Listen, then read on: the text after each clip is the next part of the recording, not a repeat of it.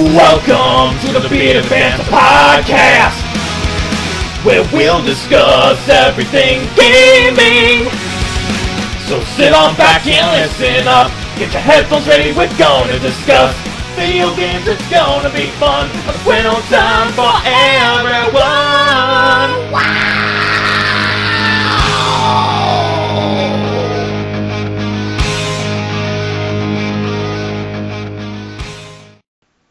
Hello everybody and welcome to the Bearded Gaming Network. This is Riley doing an introduction for once in his life. Usually it's Shane doing it, but he's not big on doing it today, so I'm going to do the intro. Now, as you can bet, with E3 going on and everything, we got quite a heck of a lot to talk about. And I'm not going to lie, right now, I have killed so many Italians in this game, it is not even funny. No, I'm not playing Assassin's Creed, I am playing Mario. Welcome to the Bearded Gaming Network. Let's do the E3 discussions. Shane? Yes, thank you, Riley. So yes, E3 week. As of today, it just ended yesterday, June 13th, and there is a shitload to talk about. Oh god. Literally, now, I went through every single press conference, and I have 6 pages of notes on everything. So guys, get cozy. Oh yeah, we might be here a while. Yeah. So, here's what we're going to do. We're going to go through every press conference that was held, which was Microsoft, Sony, Nintendo's Direct announcement, Ubisoft, and EA. We're going to go through those 5 press conferences, and I'm going to discuss in detail everything that each of them announced. So I'm just going to go in order through the list, and I'm going to explain everything. At any point, if you want to state your opinion on anything, you're welcome to interrupt me. Oh, I will. Okay, so let's get this started with Microsoft. So Microsoft started off on Monday. They were the first press conference of E3. Shut up, we'll get to that later. And after their console reveal, they really needed some good quality games to show off at this thing. They really need to dig themselves out of the hole they really dug themselves into. So what did they start with? Metal Gear 5. Now, Of all things to start with, Metal Gear 5. Now, have you played any Metal Gear games? I have not. Now, I am like a die-hard Metal Gear fan. Like, I'm well aware. Metal Gear. And, honestly, I think it's about time we get number 5. Now, I hope they correct a lot of things from the 4th one, i.e. no 3-hour cutscenes. Well, let me get to that. So they started showing off Metal Gear 5. It'll be the first time Metal Gear goes open world. Oh, that's going to be so cool.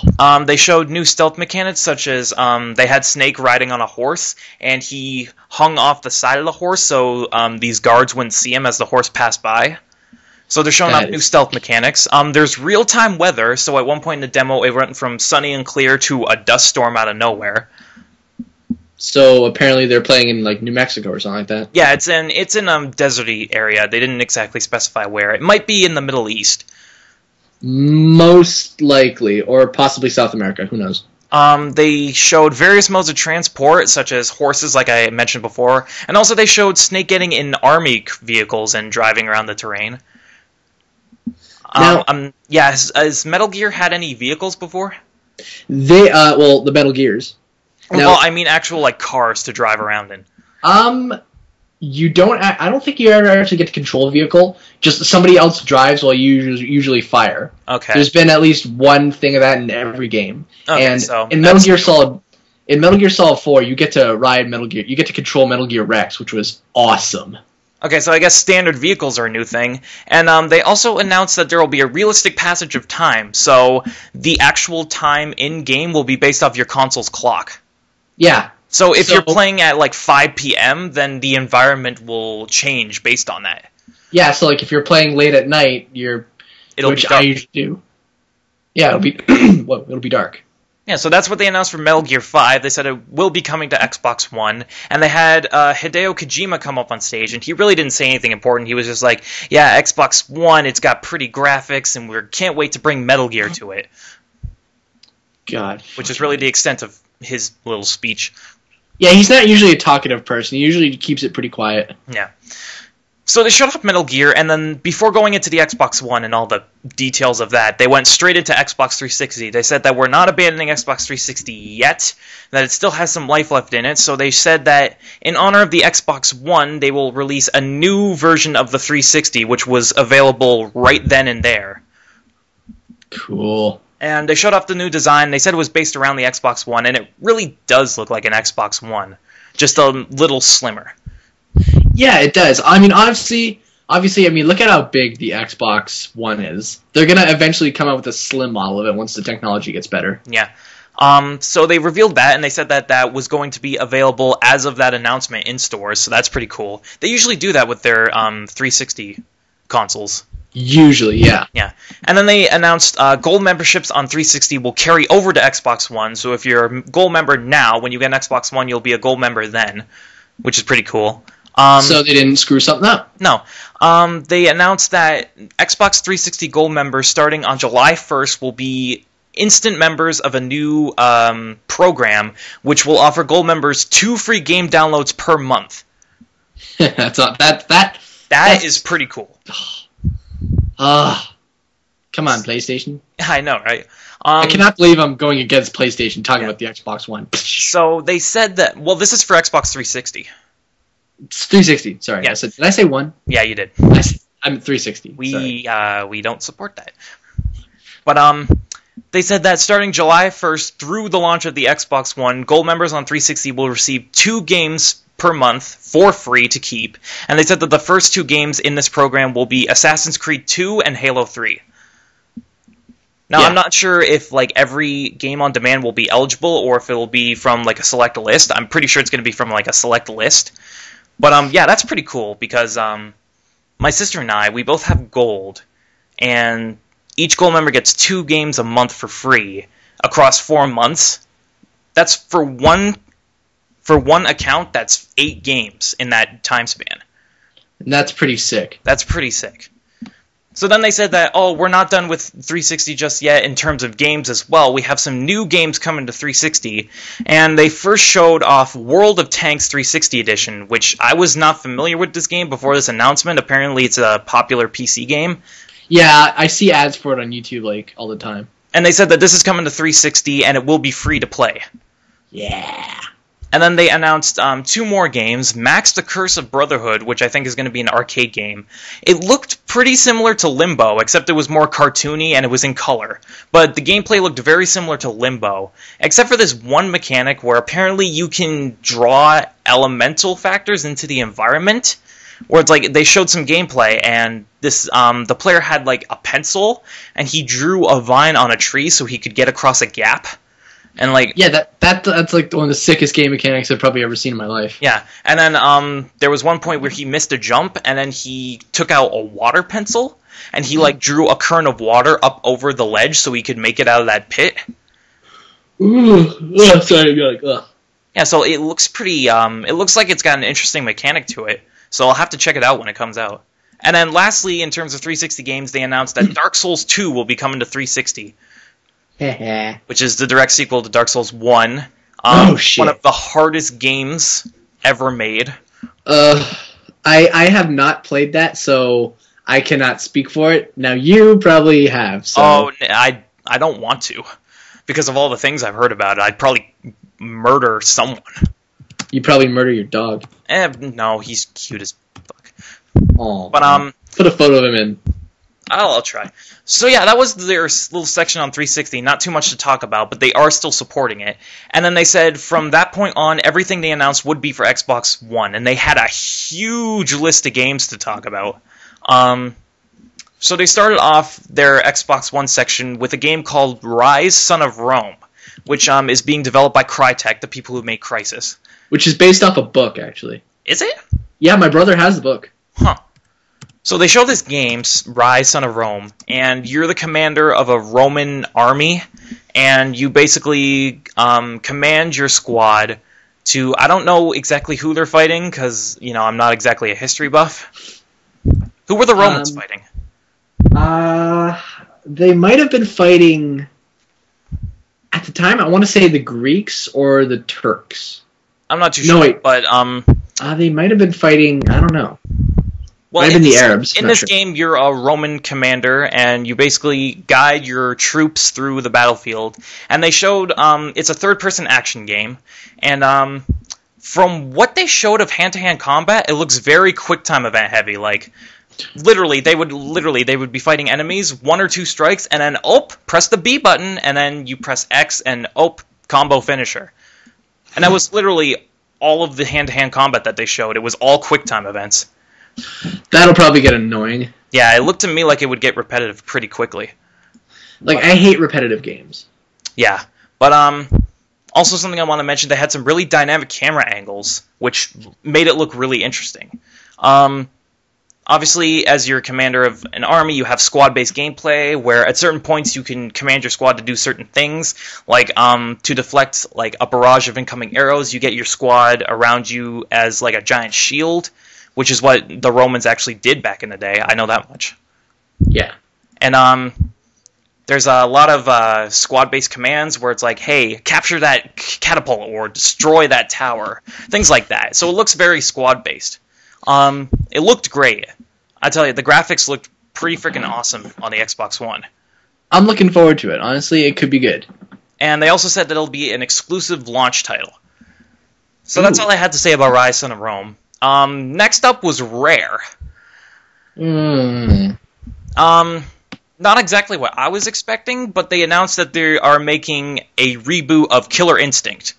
Oh, yeah! Yeah, so they're bringing Killer Instinct back, and from my first impression from looking at the gameplay that they showed, it looked just like Street Fighter 4. Oh, okay. Okay, I can go with that. That could be pretty cool. In terms of graphics and gameplay, it looked just like Street Fighter 4, which I don't think that's necessarily a bad thing, but it did look very similar. And they said that that'll also be an exclusive launch title. And then later on at E3, they announced that it's also going to be free to play. Ooh. Ah, man. You know what? During E3, I just have to say this. My faith in video gaming has had its ups and downs throughout all this E3. Okay, I could see that. Next game, Sunset Overdrive, which is developed by Insomniac. They actually had Ted Price, the CEO of Insomniac, come out on stage and said that they have an exclusive membership with Microsoft to put this game exclusively on Xbox One.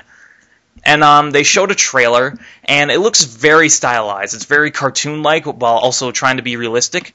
Think of it like Skyward Sword-style graphics. Okay, yeah, so cel-shaded. Yeah. Ah, God, I can't talk. Cel-shaded. Yeah, and they said that it will be an open-world shooter. The characters were free-running and doing parkour all over the place, jumping up buildings, running up walls and stuff. So there's there's a lot of transport to get around the city through that style. There are I don't know what to call them, but they were they weren't exactly zombies. I want to call them infected, but they were monsters that they were fighting. Sort of like Minecraft-ish. Not exactly. They looked more like I can't remember the name of them. Do you remember what the pink buff enemies from Doom were called? Oh, shit. They kind of look like that. I know what you're talking about, but I forget their name. But I get your point, yeah. Yeah. And then they also showed in the trailer that there's more than one character, so there might be co-op. They didn't exactly specify that, but there might be co-op. Co-op's always cool. And they also said that it'll be an exclusive to Xbox One. They didn't say a launch title, but they said it'll be an exclusive. Okay, I can go with that. That could be pretty cool. Next, they showed off Forza 5, which it's another Forza. There's really not much to say here, but they showed off. They started the presentation on Forza by bringing an expensive-ass car on the stage, which is just nothing more than just a detention grab. Yeah, and they also said that they're replacing standard AI. Replace what? Okay. Okay. Hold the fucking phone here. What's going on? They said that they're replacing standard AI because it wasn't realistic enough. So they have this new system in the game, and it's called a Drivatar. A Drivatar? Yeah. Sounds like a drink. Let me explain. So this new AI basically learns how you play the game. So it's basically monitoring everything you do in the track, how you race, how you take corners, how you interact with other racers on the track. It basically tracks everything you do and your racing style, and it will base that around its own separate AI. So you'll basically have your own AI based on how you play the game. Okay, Big Brother is watching us. And they said that whenever you're not online, your Drivatar will be racing other people around the world. I don't. They basically said once your drivatar is finalized and it has all the information on your racing style, it will basically take that separate AI online to race other people while you're not playing. Well, it's a cool idea, but will it actually work in concept? I don't know. That's yet to be seen. But they said that while you're offline, your drivatar will be racing other people, and when you come back online, you will earn credits for what your drivatar did. So basically, you could not play the game at all and still get rewards for it. So it's kind of like how in Pokemon, how you could switch out Pokemon like just one after another, and they get experience. Maybe. I'm not too big into Pokemon, so I don't know exactly about that. But people who play Pokemon know what I'm talking about. They said that when you're not playing online, which I don't know, they said when you're not playing online that your opponents will be other players' drivatars. So basically, there's always something going on. Yeah, so basically you're not exactly racing people, but you're racing AI based around those people. Okay, that's pretty cool. Yeah, so it looks interesting for a realistic racing game, and they said it will be a launch title. Ooh. And then they went on to talk about indie games and how they're dedicated to the indie crowd, and they only showed 2 indie games in this press conference. They showed. Shane, I'm gonna interrupt you right there. Yes. It's 4:20 right now. Oh God. Sorry. Shut up. But yeah. So they started talking about indie games and how they're dedicated to the indie crowd, and they only showed 2 games. One was Minecraft for Xbox One. Minecraft. I love you, Minecraft. And the other is a game called D4, which is apparently like in the trailer it said it was a episodic murder mystery. It's being developed by Swery65. Sorry, what were they calling it? D4. No, the studio. Oh, Swery65. Oh, I swear to God. What did they make? I looked it up. They apparently made Deadly Premonition. They did? Yeah. Huh. And from the trailer, it looks like it'll be very cartoony, cel-shaded, comic book visuals. They really didn't show a whole lot in terms of gameplay, so I really don't know what to think about this yet. But what do you think of the whole concept of it? Well, to me, it reminds me of how the Traveler's Tales Walking Dead series happened. Which I have not played, but I hear it's good. It's fantastic. But, yeah, it reminds me of that, where it's, like, episodic, and it's, like, it's kind of like a point-and-click adventure, kind of, with certain, quick-time elements involved. And it's basically, one decision can either screw you up or benefit you. Yeah, but they didn't really show much about it, so can't really say anything, relevant about it right now. Next up was Project Spark, which, this game looked pretty interesting. It immediately reminded me of Little Big Planet. Because they said that you can basically create anything you want. It's one of those games.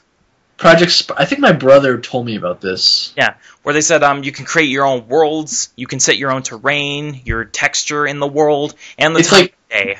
Yeah, it's like SimCity, Minecraft, and Little Big Planet got together and had a threesome. So it's like they had a demo on stage, and the guy was like, let's pick mountains, and then let's pick a forestry area, and then let's set it to 4 p.m., and it like based the world around his decision.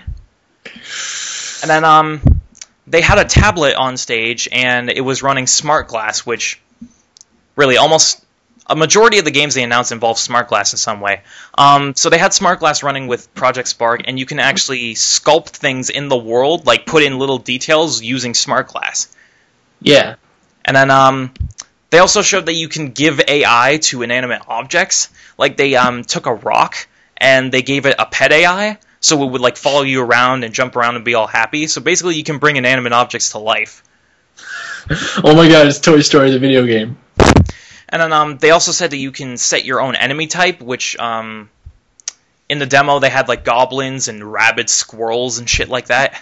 Oh my God. Yeah. And then once they were done building their world, they actually went into the game to actually play it. And then while you're in the world, you can actually morph the landscape on the fly while you're playing.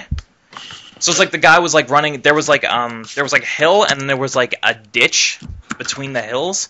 So he got to the top of one hill, and he started like making a bridge across. So that looked pretty cool. And then at the end of the trailer, they showed like all the developers, like all the developers and publishers that they brought in to test the game, and they showed all their creations. It looked just like Little Big Planet, where you can basically, with the tools they give you, you can basically create anything.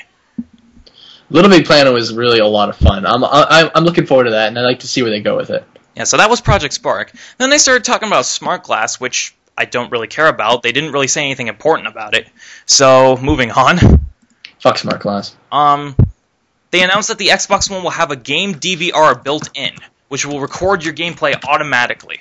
God sakes. Now, honestly, that can be a good thing, but... What if you suck at video games? Yeah, if you suck at video games, it's just like a constant reminder. Like, they also Shane, said, yeah, go ahead. Shane, let's say you fail a test and you're constantly like having the test results posted everywhere. Yeah, I could see that. But it's like, fuck that. I don't want to do that. They said that it'll have a built-in game DVR. It will record your gameplay automatically. Obviously, you can just ignore it if you want. But they said that they'll have a special app on the Xbox One for instant editing. Basically, you could take your clips that the console's recorded and you can edit them in any way you want. And they announced that they will have a partnership with Twitch TV for live streaming on Xbox One. That could be pretty cool. I'd like to see that. So basically, every Xbox One will be able to live stream over the internet. Oh, that's going to help. There's going to be a million Let's Play channels on YouTube now as a result. Yeah, they announced instant gameplay live streaming straight from the console. No outside recording device required. That's actually a really cool idea, because you don't even need not that you're going to get it, but you really don't even need a capture card. No. And you know what? I got to give them credit. This is a pretty cool announcement. You know what's something I am yet to see? What? Cross-platform online play. Like between different consoles? Yeah, like let's say, you're playing... let's say you want to play on game on Xbox One that's also on the PS4 and you can't play with people on... Yeah, I see what you're getting there. Dude, that'd be awesome. Really, I don't see how they would do that. That's a no-brainer. Yeah. But anyway, back to this game DVR feature. They also said that you can record live commentary through the Kinect mic.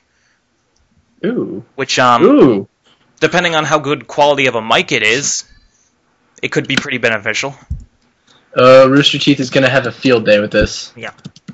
Yeah, so that was that feature. Pretty cool announcement. Then they went on to go talk about the new Xbox Live. They said that you will have no friend limits. You can have as many friends as you want. Because on 360, it's limited to like 100 people. I thought it was like... Well, I don't have a 360, so obviously I don't know these things. But like I thought it was like 300. Nope. It's just 100? Yeah. Dude, you can only have 100 friends. Then again, it doesn't matter. So they said no friend limits. There will be no more Microsoft points. They're actually using real-life currency now for downloads. That's... Okay. Actually, you're used to that because you have a PS3. Yeah. Oh, actually, you know what Sony's doing, sort of on the same topic that's similar? They're getting rid of Street Pass. I don't know what that is. Oh, sorry. What the hell? Sorry, I said Street Pass. I'm tired. I'm sorry. Street Pass is the thing on Nintendo. I screwed up there. They're getting rid of the online passes. You know those... No, that's EA. That was EA. Yeah, but that's what they're stopped doing. Yeah, I know. God, I'm tired. But, yeah, so they said that... Also, this one really piqued my interest. They said that as long as one account on a certain console has a gold membership, that membership will be shared across all accounts on the same console. Okay. So you could have like 5 accounts on one console, but as long as one account has a membership, everyone will get gold for free. So it's like almost a virus, basically. Yeah, kind of, if you look at it that way. But that's pretty cool. So only one person has to buy online now. Thank God. And, so they went back to games after that. They announced Crimson Dragon, which is from the developers of Panzer Dragoon. Never really heard of it, but... I can't say I've heard of that either. Yeah. They said that it will be an exclusive to Xbox One. It's an on-rail shooter with dragons in a fantasy environment. The gameplay looked pretty fun. The only problem is that during the trailer, they had audio issues. It was only like a 30-second trailer, but the trailer had no audio. Okay, it's pretty cool. So they messed that up, and they didn't have time to restart it, so they just played the entire trailer with no audio. So that was a little bug in there. But, yeah, they announced this game. It'll be exclusive to Xbox One. On-rail shooter with dragons. and shit. And now here's a big. I admit this is a big announcement. A couple guys from Capcom came out and they announced Dead Rising 3. Like the proper Dead Rising 3. Dead Rising, yeah! So here's all the details of this. There's a new character. His name is Nick Ramos, I want to say. Nick Ramos. He's Spanish. He's a mechanic. And they said that Dead Rising will be going open world, like real open world. You won't be confined, I should say, to a mall. You'll actually be in an open city. Oh man, I am so looking forward to that. They showed because I have been looking forward for a game like that for a very, very long time. Yeah. They announced a new climbing mechanic where you can climb on cars and buildings to get around easier. Yeah, parkour. But they showed some new survival horror elements to the game, where Nick went in a dark building and he grabbed a gun and a flashlight and like taped them together so he could see in the dark. And then he went into the other room and he looked around and there were zombies coming out of the dark and like jumping on him, like popping out. So it looks like they're incorporating some survival horror elements into the game. The crafting system from Dead Rising 2 returns, where you can combine certain weapons. That'll be cool. I'd like to see that. Wow, typo in my notes. Why? What is it? It said drive caps for transportation, but no, it's actually cars. Oh, for God, caps. Yeah, I drive caps all the time. Yeah, but they said that since it's an open world city, you can drive cars around for transportation. Makes sense. I mean, yeah. And then the return of Smart Glass. They said that you can use Smart Glass to use certain equipment. Like, at the end of the demo, Nick got to, like, a horde of zombies that he couldn't get through. So the guy pulled out his phone and used Smart Glass to call in an airstrike. Oh, man. So you can use Smart Glass to do certain things like that. And they said that Dead Rising 3 will be exclusive to the Xbox One. So that's a huge game for them to have. That's like their golden... Oh, shit. Sorry, hold on. That's like their golden launch title. Yeah. Next up was The Witcher 3, which, The Witcher is a long-lasting series on PC. It just came to console last year on 360, The Witcher 2. And they said that The Witcher 3 will be coming to Xbox One. They showed a trailer for it, which really didn't say a lot about the game. The only real significant thing they said is that it'll be a multi-region open world, which at this point it seems like there's a pattern. Yeah, there's a pattern here. Like, a lot of games are going open world. Well, it's because, like, we've done everything we can to death, so let's just go open world. Fuck it. Yeah. So they announced The Witcher 3 for Xbox One. Not a whole lot to say there. And then EA came out to show Battlefield 4. Yeah. Right from the beginning, they had massive technical problems. They were going to show a gameplay demo from single player, I want to say. But right away, the demo had no audio whatsoever, so they had to cut it and try to restart it. And it took them over 2 minutes to get the problem fixed. On stage. God's sakes. So, what does that tell you? Yeah, when you're live in front of the world, that was pretty big issue. A really bad screw-up. But we'll look past that. So they restarted the demo, and basically this squad, they were, the characters were unnamed at this point. We don't know who they are. But they were on an aircraft carrier fighting terrorists. And so they went through the innards of the aircraft carrier out onto the surface. And like how aircraft carriers have, like, the surface, like the deck where they keep, like, the jets, launch deck, planes? Yeah. Basically, it was damaged, and it was, like, kind of, like, sinking a little bit, so it was, like, slanted towards the ocean. And there were jets everywhere. There was shrapnel all over the place. They showed that you can use the environment to your advantage. So at one point, this guy, he's outgunned. The player's outgunned. So he sees a hole in the deck, and he jumps in, and it takes him to the innards. So he walks through the halls and sees another opening in the deck, and it basically leads him behind all the enemies. So he basically flanked them by going through the deck. And then awesome. There's like up on the higher edge, there's a jet that's blocked by shrapnel, so he shoots the shrapnel, and then since the boat's slanted, the jet like slides down and knocks all the enemies into the water.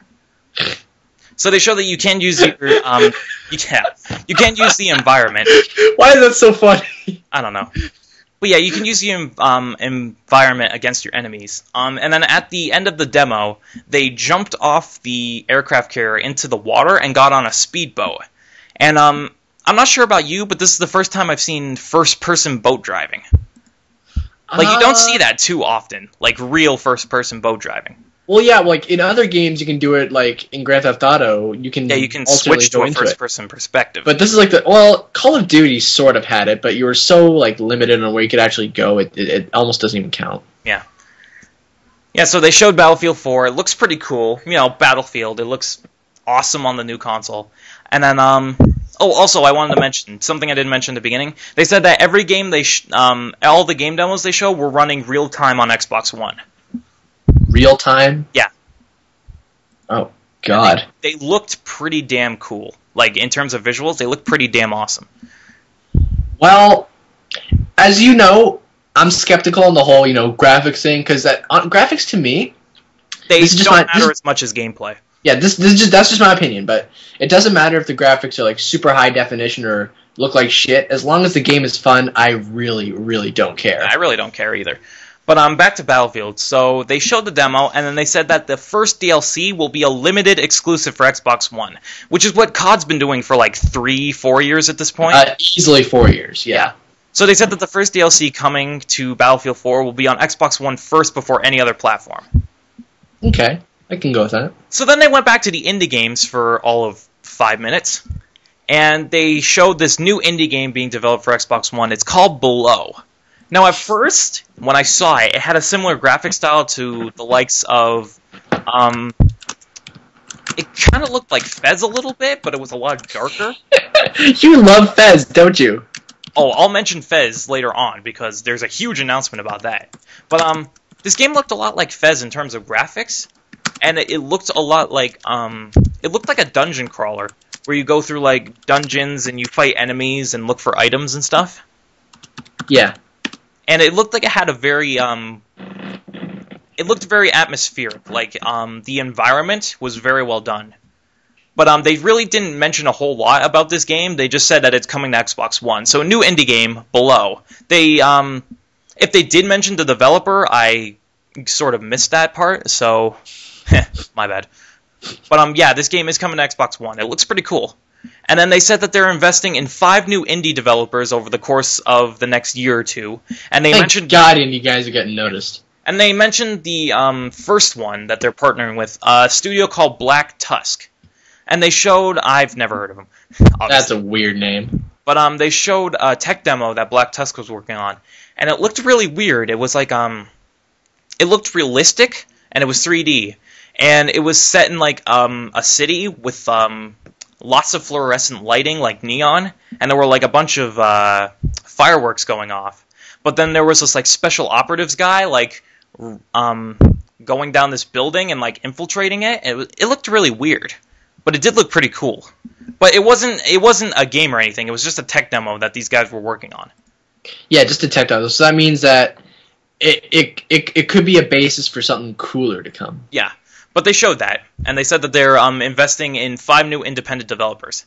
Oh, thank God. Trust me, indie guys are... People can argue this to no end, but I believe... Whoa. The hell was that? I don't know. It doesn't matter. I believe wholeheartedly that indie guys are saving gaming, because, look at the big guys like EA and Treyarch and fucking Activision. What are they doing to gaming? Call of Duty. Taking a big shit on it. And independent developers are really bringing new things to the gaming industry. Like Minecraft! Yeah.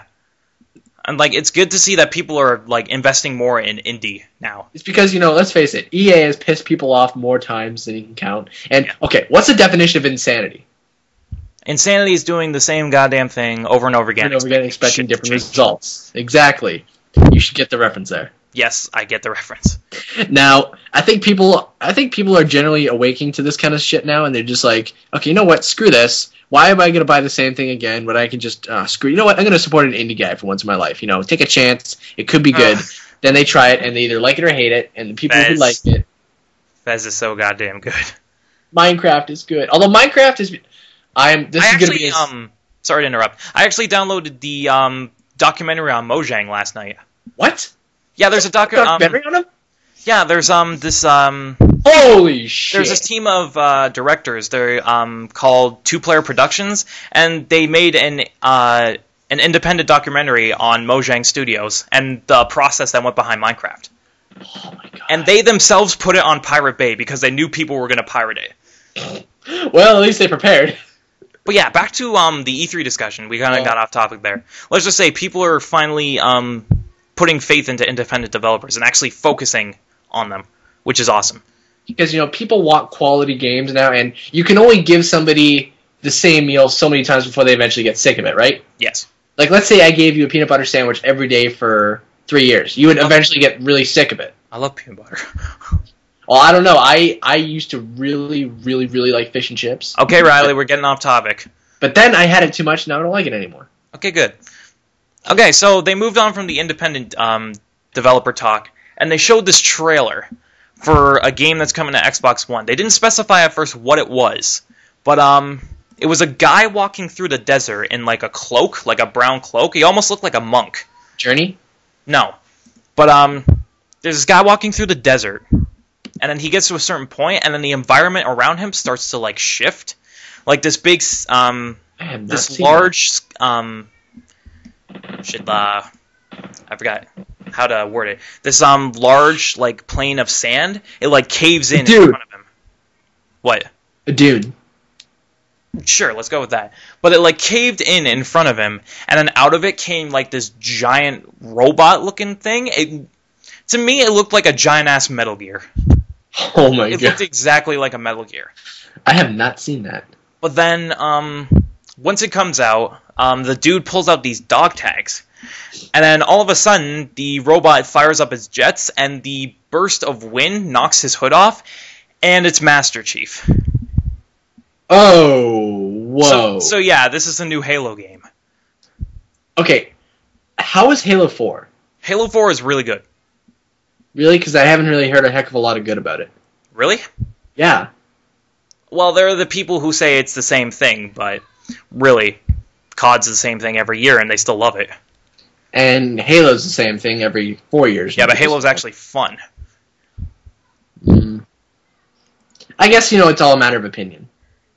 Anyway, but, so yeah, this is revealed to be a new Halo game in development for Xbox One. It's probably going to be Halo 5. They didn't exactly specify that, but it's most likely Halo 5.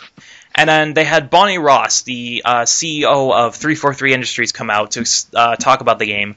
And they said that for the first time ever, Halo is going 60 frames per second. And everybody across the world just went, what the hell? Yeah. They finally caught up. But it's like when Nintendo just released HD last year. But anyway, we'll move on from that. So they announced that the Xbox One, it will allow them to do 60 frames per second. They made an entirely new engine for it. It will have dedicated servers. Yeah, it could be good. Which is interesting. And they said that it's coming in 2014. So next year. Next year. So then, there's only one more game left in the Microsoft conference. Then they talked about the launch details. And they said that the Xbox One will be launching this November for $500. Which, when we get to Sony's conference, is kind of irrelevant.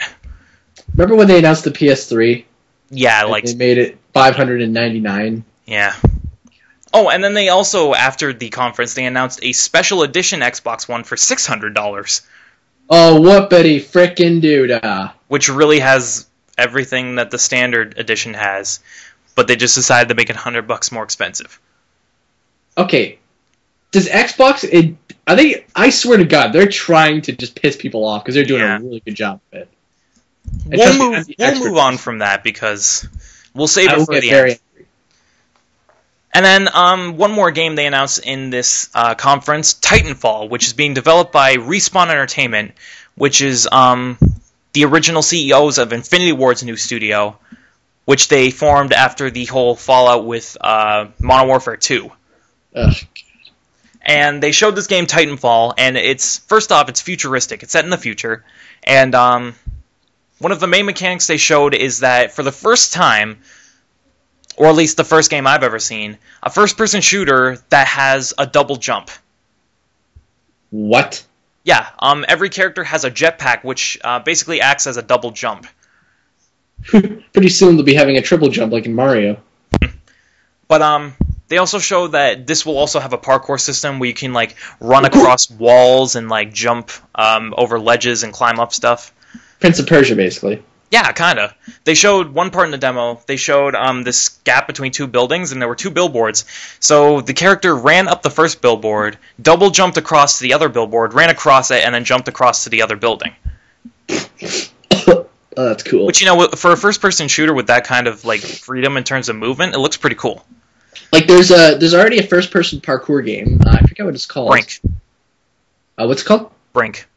Yeah, that's what it is. Yeah, I saw a video of that on YouTube. I'm like, oh, that's cool. If they could do like, you know, if they could add more to that, that'd be awesome. And now look, we got a first-person shooters one. That's awesome. Yeah. And then the big thing, like the big mechanic that they showed off in this demo is mechs, which they call Titans. And these mechs can be controlled remotely, or they can be controlled via AI. So when you're not controlling them, they're actually on the battlefield controlling themselves. And, okay, so no matter what, they're always in their own shit. Yes. And they showed gameplay inside one of these Titan mechs. And it looks exactly the same as the on-ground combat, but obviously you're in a giant mech, and you have different guns that your mech is equipped with. The one thing I was interested about is it appears that the Titan mechs have telekinesis. What? Where at one point in the demo, there was another Titan shooting bullets at the player, and so he lifted up his left arm, and he like grabbed the bullets in midair and sent them back. Oh my god, that is awesome. So in terms of that, it looks Matrix style. Oh, that'd be awesome. I gotta see this. So yeah, so they showed this game.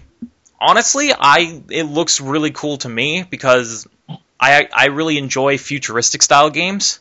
Future games are awesome, man. It could like give you a preview of what's to come. And seeing as how this is the original Call of Duty developers trying something new. Oh my god, they're actually trying something new. Yeah. So comparing this to COD, this looks 10 times more creative than anything COD has done in the last 3 years. Well, COD has just become... Okay, honestly, I know this has been said to death, but COD is just like really... Just stop it. Yeah. Just frickin' stop it. But anyway, we gotta get moving. We still have 4 conferences to go through. And they said that this will be an Xbox exclusive. They said it'll be coming to Xbox One and Xbox 360 in the spring of 2014. Okay, that's pretty cool. And that was the end of the Microsoft conference. In terms of the games they announced, they have some pretty cool games here, so I think they kind of...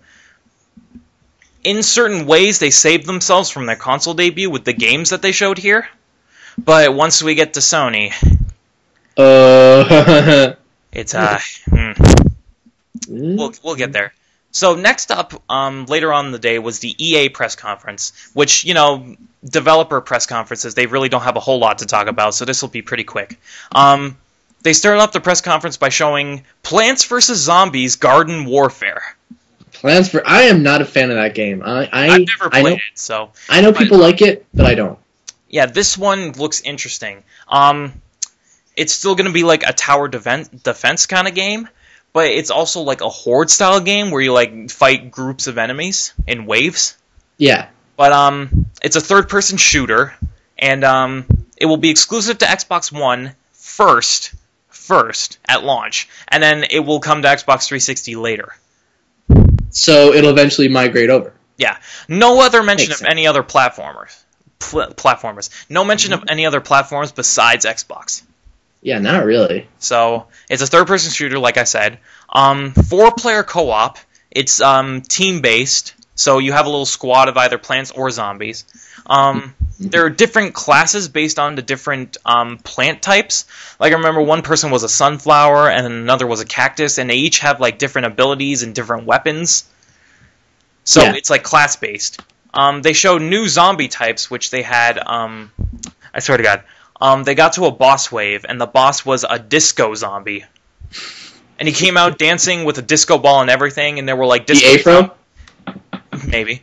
But, yeah, so they showed new types of zombies, including the disco zombies, like a Gigantor zombie, and also a giant mech zombie. Oh my god. Literally at the very end of the demo, they had like this 50-foot tall robot zombie dropping out of nowhere. Oh my god. So yeah, they announced this. It looks... I honestly don't know what to think about this. It looks cool for what it is, but it just feels so out of place. Give it time. I'll give it time. I'll probably check it out because I haven't played... They also recently announced Plants vs. Zombies 2, so they'll have this along with that. Oh, jeez. Which, I don't know, I'll probably check it out. It looks pretty cool. Oh, and then also they announced Peggle 2. Announced what? Peggle 2. Oh, Which literally the developer, because Plants vs. Zombies was an indie game, and yeah. The developer of Plants vs. Zombies announced this Garden Warfare game, and then at the end of... It was freaking ridiculous. At the end of this little demonstration of Garden Warfare, he was like, also, we're officially announcing Peggle 2! And he did like a split on stage, and there was like Hallelujah playing in the background, and literally the crowd was dead. Like, no one reacted to it. They're just like, you could hear the crickets. Yeah. So I thought that was pretty funny. It was kind of ridiculous the way he did it. But, man. Moving on. It's just like high school, making an ass out of yourself and no one cares. Yeah. But moving on, they showed Titanfall again because Respawn is partnered with EA. EA is their publisher. So they showed Titanfall again, and they showed a developer vlog talking, people developing the game, talking about the game and all the different mechanics. But what was weird is during this little video, I don't know what they were doing with their mics, but apparently they didn't turn their mics off when people were backstage, so you could hear people discussing things and like talking backstage while these demonstrations were going on. Actually, I'm gonna get off topic. Neil Patrick Harris did that once when they were when all the cast of How I Met Your Mother were doing something, and he went to the bathroom to pee, and everybody heard him pee. Yeah, but this actually went on through the entire conference. I don't know what they were doing with their mics, but during most of the presentations they had, you could hear people backstage laughing and talking, and we're gonna steal all their money. I don't know what they were doing with that. But yeah, they showed Titanfall again. Really, not much else to talk about it. This was a really big announcement. A lot of people are excited about this. They showed this trailer, and it's this guy walking in a winter, an Arctic area. Yeah. And then there's explosions around him, and then there's lasers.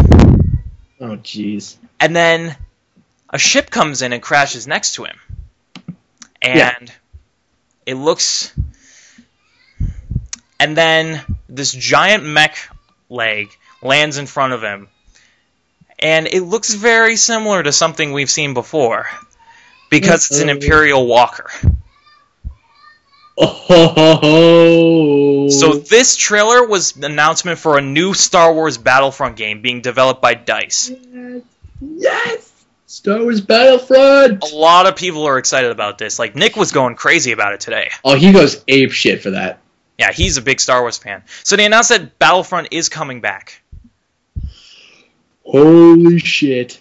Okay, next up they announced a new Need for Speed game, Need for Speed Rivals. And I was never a big fan of those games, to be honest. Need for Speed and Burnout were my two, the two big ones. They were, from what I played of them, they were really fun. Excuse me. But they announced a new Need for Speed game, Need for Speed Rivals, and they said that they have this new system for this new game. It's called All Drive. And what this is it seamlessly blends single player and multiplayer together. Oh, jeez. So, they showed a demo. They have two people playing the game at the same time, one as, the Renegades and the other as the cops. And it starts single player on both ends, but eventually their games merge into one. Seamlessly. So how do they do that? So there's a street race going on in the one guy's game, and then the cops are called in to stop it, and then the cop that comes in is the other guy playing. So they start off playing by themselves, but eventually events happen in-game that will bring people into the same game and play together. So it's some kind of weird, backstory-ish sort of thing. I can't find the right word, but you get what I'm saying. But it's really interesting. Ah, shit. And then another game using smart glass. they had a guy with a tablet on stage, and he called in helicopter support using smart glass. So apparently you can do things like that in this game too. So yeah, new Need for Speed game. And afterwards they announced that Sony Pictures is working on a Need for Speed movie. Okay, video game movies. Yeah. That one didn't make a whole lot of sense to me. But it's starring Aaron Paul of Breaking Bad. Really? Yeah. He's going to be the main character. Wow. Yeah. Okay. They showed this trailer that showed like some behind the scenes of the work on the movie so far, and it's coming to theaters 2014. Okay, well, I like him in Breaking Bad, so we just have to wait. I can give it a shot. We just have to see.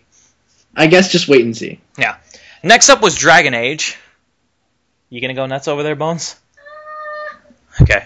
My sister is a big Dragon Age fan. But they showed Dragon Age Inquisition, which will be the third Dragon Age game. They showed a trailer for it, and they announced that it will be going open world, which I already thought it was open world, but you said that it wasn't? Yeah, apparently the other two Dragon games weren't open world. They were just like section off little areas. But this game, Inquisition, will be going full open world. It's currently in development, and it will be coming fall 2014. They really didn't announce too much about this game. Probably because it's so early in development. You gotta give it time. Yeah. But next up was so you have the EA conference. You know they're going to talk about EA Sports. You know they're going to go on about EA Sports. And it was about maybe a 50-minute or so press conference. This section on EA Sports was literally half of that. Oh, for fuck's sakes. So they went on about, the standard stuff like Madden, FIFA, UFC, new games. All shit I don't like. Yeah, new installments of those sports franchises coming to next-gen consoles. Blah, blah, blah. Blah, blah, blah, blah, blah. I literally have in my notes, EA Sports, and then in brackets, blah. Blah, blah, blah. But, yeah, so they went on about EA Sports, and then when they were finally done about that, they went, DICE came out, and they showed Battlefield 4 again. Just like, okay, we're losing support here. Let's show Battlefield 4. And this time they actually showed a full multiplayer match. And they said that it will have 64 players in one game. There's a new commander mode using smart glass. So, one person can play either through their TV or on smart glass. They can have, a map of the area, and they can, they'll be the commander of a certain squad, and using this, in-game map, they can, plot points for their squad to move to, or, give them instructions through it. Yeah. So, basically, it's, a new way of commanding a squad. Okay. And, in this mode, it will be a bird's eye view, and you can command the squad mates via satellite. Okay, well, let's just see how it plays out, though. It could be good. And they also said that Battlelog will be returning to Battlefield 4 for next gen. Battlelog is their social network for Battlefield. Yeah, almost like their Facebook-ish thing. Yeah. So they said that that's coming back. And then this was actually pretty cool. They lift the monitor up off the stage, and there's a herd of people hidden behind it, fully set up in a Battlefield match. Literally, there were 64 people on the stage with 64 consoles all in one match demoing it. Holy crap. Yeah, so they showed this match, and it showed a squad, capturing points, and then they went into this skyscraper, and they went to the very top to capture a point.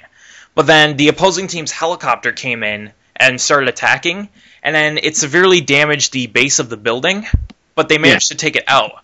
But the damage was already done, so the skyscraper started coming down.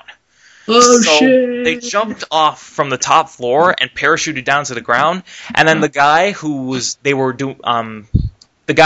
recording for the live stream turned around, and the entire skyscraper collapsed. So the destructible environments are returning. Huge scale this time, though. Those are okay. I am already predicting a lot of 9/11 jokes because of this. And keep in mind, this was on a multiplayer map. Oh, for an entire skyscraper destroyed. An entire. Oh my god! For God's sakes. And from the map, it looked the map looked huge. First off, it looked kind of like New York, where there were like different boroughs, like on separate islands, and you could go in the water on boats and like travel across. It looked freaking huge. But yeah, that's what they showed about Battlefield 4. They showed multiplayer, and it looks really cool. And then, to end their conference, they announced that a hugely fan-requested game is returning. And then they have this teaser trailer, and there's an unidentified person getting a tattoo. And then they eventually start showing little things like this unidentified person with red shoes is running around this white environment. And then they kept showing, going back and forth, and then they eventually revealed the character, Faith from Mirror's Edge. God. So this was their announcement. Mirror's Edge 2 is officially confirmed. Yeah. And I played the original Mirror's Edge. It was a really good game. It did have its flaws, like the mechanics weren't exactly refined. But like it was every game has their flaws. It was kind of sloppy in some areas, but it was a really fun game, and it was something new and original. It was a first-person parkour game where you didn't. It was a first-person parkour game where you didn't have to shoot anything. Okay, hold on. What? Like guns were optional, but they weren't necessary in order to dispatch enemies. So literally the entire game, if you didn't want to use a gun, it was just running. Huh. It was a really good game, and a lot of people wanted to know, is Mirror's Edge 2 being made? They announced here that yes, it is in development. They didn't announce a release date. It's probably not going to come out till, I want to say 2015. I think it's that far away. Jesus, 2 years from now. Remember when 2013 seemed like a far time away? Yeah. But they did announce that it is in development. So that was EA. Not a whole lot to talk about here. In terms of like new things, except for Battlefront, that's the big one. Everybody's going apeshit for Battlefront, and obviously Mirror's Edge. Those were the two big ones from this conference. So let's move on to Ubisoft, and the host of the show comes out, and Aisha Tyler, I want to kill her. She is so annoying. AISHA. So annoying. Oh my God. Like, yeah, she was. I want to say. No way. What? Len, she does the voice in Archer. Oh yeah, okay. But she was really trying so hard to be funny, and she wasn't funny at all. Like, I don't know what it was about this E3, but a lot of the presentators, like the presenters, seemed really forced. Well, they're probably being paid like tons to do it, so they don't really. I don't know. But yeah, she was not funny in the slightest. And then the first thing they had before she even shows up, they had Jerry Cantrell of Alice in Chains come out and perform live on stage. So he grabs a guitar and he starts doing his wicked solo. It was How much they paid him to do that? It's actually pretty awesome. And then they bring up the screen. They're like, I feel kind of lonely up here, not playing by myself. Let's bring a band in. And they're like, oh, they're bringing a band in. And then he brings up this menu. And it's like, let's bring in, change instrument 4 to synth. Okay, and now we're going to be a rock band. And I'm like, and people are like, okay, what's going on? And then he starts playing again, and the screens behind him are projecting at, like, band members playing along with him. Like, there's a drummer, there's another guitarist, there's a bassist. Oh my God. And then they announced that this game is going to be Rocksmith 2014, which I've never played Rocksmith before. Okay, hold on. Rocksmith? Yes. So they announced this game, Rocksmith 2014, and they said that they have a new AI system called Band AI, where based on your settings, you can have a virtual band be projected through Kinect and play with you. That's actually pretty sick. And they didn't show... it's basically Guitar Hero, but more jacked up. Okay. Well, they said that there were select songs that you could play in-game, like Guitar Hero, but they also said there's going to be a free play mode where if you can play an actual instrument, you can just jam. And then with this new Band AI, you'll have a virtual band playing with you, and based on what you play in real life, the band will respond to how you play, and they'll play music to correspond with you. That is actually quite sick. Yeah, it's cool. So they announced that, and then Jerry Cantrell wandered off backstage to collect his paycheck. Yep, and then he just immediately went home and probably like lit up a joint or something like that. And then the next game they announced, well, not exactly announced, but showed off was Splinter Cell Blacklist. Yeah. Which they really didn't show much new things, many new things about Blacklist. They just showed a trailer because it comes out in like August. It's not that far away. Oh, yeah, actually, it really isn't. So yeah, they showed a trailer for that. Not really a whole lot to talk about that. And then they showed a couple trailers for Rayman Legends, which has quite the controversy behind it. It was originally a Wii U exclusive, and then we've already discussed this, I think, haven't we? Yeah, we did. It was delayed back in February till September so they could make it multi-platform. Blah, blah, blah. We've already talked about that. But they showed it off here. And there's a new character. I have no idea who it is. It looks like it's based off one of the fairies from Rayman Origins. But sure. Not too sure. But they also said that along with being 4-player co-op, once again, it will have competitive multiplayer modes, which are like, from what they showed off, they're like Mario Party-style minigames. That's awesome. But they have that. And then they said that there will also be daily challenges implemented, where, every day there'll be a certain list of challenges in-game, allowing you, asking you to do certain things. So there's a system for that. Yeah. But, yeah, so they showed that off, Rayman Legends. The next game they showed off was kind of interesting. It's called The Mighty Quest for Epic Loot. Mighty Quest for Epic what? The Mighty Quest for Epic Loot. Oh, Loot. Okay, I was just like, what? Yeah, they said that this is going to be a free-to-play game. Oh, thank God. It's kind of like a tower defense game where you build your castle up, and then also your defenses for the castle, and you can raid other castles and steal their loot to add to your collection. So basically just steal each other's shit. Yeah. And then they showed a trailer to go along with it. It was a CGI trailer with one of the heroes that are in the game. It was like, it reminded me of Captain Quark. In Ratchet & Clank when they do those little vignettes with Captain Quark where he's like on a movie set doing an interview? Yeah. It was exactly like that. Oh my God. I gotta admit, it was pretty funny though. But yeah, so they showed that off. Next up was South Park: The Stick of Truth, which has been in development for quite a few number of years. Its original publisher was THQ, but we all know what happened to THQ. Don't even get me started on that. They went under and went bankrupt. And this game was kind of floating around for a while, but Ubisoft has picked it up now, so they're the new publisher. And they announced that it is coming this year. Oh, thank God. I love South Park, and I've been looking forward to a new South Park game for a really long time now. Yeah. So the next game they released, or revealed, was a new game. It's called The Crew. And it's another realistic-style driving game, but this one was kind of interesting. They said that the world is always online, kind of like what they announced for the new Need for Speed game, that it's always online and there will be seamless multiplayer, so people can just wander into your game at any time.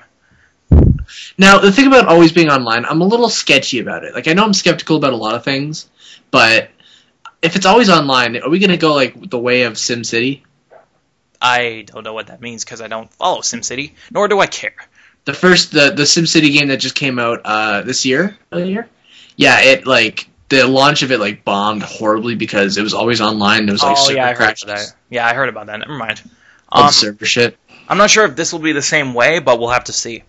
But yeah, they said it has seamless multiplayer. Anyone can wander into your game at any time, and you can form groups with friends in game, which is where the name The Crew comes from. You can makes sense. Yeah, you can make a crew in game with your friends, and it was interesting because what they showed is, I think, it doesn't just the map doesn't just isn't limited to one specific area. It looks like it's all across the U.S. Ooh, cool. Where it's they had one guy start off in Philadelphia, and then one guy in Chicago, and then they had 3 or 4 players start in different cities in different states, and then they all met up in Miami, and they all merged into the same game. Sick. Yeah. So when you get your crew together, you can compete in events together, and these are random events. And you can also compete against rival crews, which are also other players. Yeah. So, like, your crew can run into another crew from another game, and then your games will merge, and then you can compete against them. That's sick. I'd actually like to try that. That'd be really cool. Yeah, I'd like to try it too. It looks pretty interesting. Next up, big one, Watch Dogs. Oh, Watch Dogs. At this conference, they didn't show any gameplay. They just showed a trailer. And the main character, who I think his name is Aiden Pierce. Yeah. Yes. It's like I kept hearing Aiden. I'm like, they must have pronounced that wrong. It has to be Adrian. Which no, it's Aiden, which is a weird name that I've never heard. You've never heard the name Aiden before? No. You're weird. You're weird. But anyway, Aiden Pierce. He's a vigilante with superb hacking skills. He can hack into anything in the city with only his smartphone. So he's an expert hacker. And they showed this CGI trailer where he was like tracking down this one guy who was like selling off prostitutes. It was interesting. I've seen a lot of trailers for it, and honestly, it looks incredible. It does. It looks awesome. But they didn't show any gameplay in this conference. They just showed this trailer. But the trailer still looked really awesome. Well, I guess... Oh, sorry. No, go ahead. Well, I guess only time will tell to see if it's actually worth all the hype, because, like, I've seen games that are just, like, hyped up. They're just like, oh, they're so unique and they're so cool, and you actually play it, and you're just like, this sucks. Yeah. But anyway, moving on. They announced Just Dance 2014. Another Just Dance game. Nothing really to say here. Moving on. Fuck that crap. Rabbids Invasion, which is, like... It's not a game. It's a TV show based on the Rabbids from the Rayman universe. And they said that this show will be on Nickelodeon, but apparently, I don't understand this at all. Apparently, this show will be interactive. Okay, what? Like, if you have a Kinect, yes, it's Kinect. If you have a Kinect, when this show premieres on Nickelodeon, each episode will have like certain segments where, using the Kinect, you can play little mini games while the actual show is playing. Oh. So like they showed off like a pre-rendered clip from the show where like the rabbits were on a farm like throwing eggs at each other, and then they showed these kids playing on the Kinect. And while this little sequence was going on, the kids were actually able to use Kinect to throw eggs at the rabbits themselves. That's okay. That's cool. I have to admit. So I've never seen it before. Neither. This is like a first. Yeah, but yeah. So they announced that will be coming to Nick sometime next year. Next up was Assassin's Creed 4: Black Flag. Which No, go ahead. I probably have the same opinion as you. Well, I don't know. Like, I love the second one, and I think it made me semi-fluent in Italian as a result. Now, the third one, I don't know. The third one all just didn't throw me. Yeah, the third one got really mixed criticism. Like, it came out on my birthday on the launch day, October 30th, and I played it, and I was just like, I'm not thrilled. Like, I just wasn't. Like, the first one, everybody knows is not that good. The second one is incredible. The third one, I've played better. Okay. Well, what do you think about this one? Well, Assassin's Creed 4? Yeah. Well, the fact that it's coming out too really quickly after the... It's become a yearly thing, man. That leads me to believe, is it going to be milked for all it's worth? Who knows? There's probably another team working on the fifth one as this one's being launched. And they're probably planning out the sixth one right now. And like, I'm skeptical. I mean, it could be really good, and I could be completely wrong, or it could be like so-so, just like the third one, or it could be really as bad as the first one. We'll just have to wait and see. So they showed Assassin's Creed 4, and this is the new pirate assassin. His name is Edward Kenway. Which is the father of Haytham Kenway, who's the father of Connor Kenway. Yeah, there is that relation. But they really didn't show anything off. It was just a trailer. So nothing really to talk about here until we get to Sony's conference where they actually showed a live gameplay demo. Next up, they showed 2 new Trials games. I don't know if you're familiar with Trials, but Trials is this little, I want to say indie game, but it's like an BMX game. Yeah. Yeah, where it's like you have. I've seen Rooster Teeth's Rage Quit videos on it. Yeah, it's like a motocross game. It's like a side scroller. So 2 new Trials games, one for mobile and one for next gen platforms. They said that there will be cross-play functionality between the 2. Yeah. So like cloud saving and that kind of thing. Yeah, that could be pretty cool. Yeah. They also announced that it'll have a new trick system, which is something new to Trials. It's never had that before. It's just been a straight, time trial kind of game. Yeah. But they showed a new trick system, which will get you extra points. That's something new. And they said that it's coming next year. Ooh. And so it's coming relatively soon. Yes.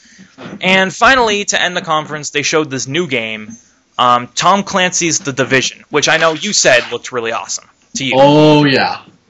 So the whole plot of this game is that there was some secret government biological testing that went awry. There was a massive international infection that was spread on Black Friday, and due to this outbreak, in 5 days, America was completely destroyed economically.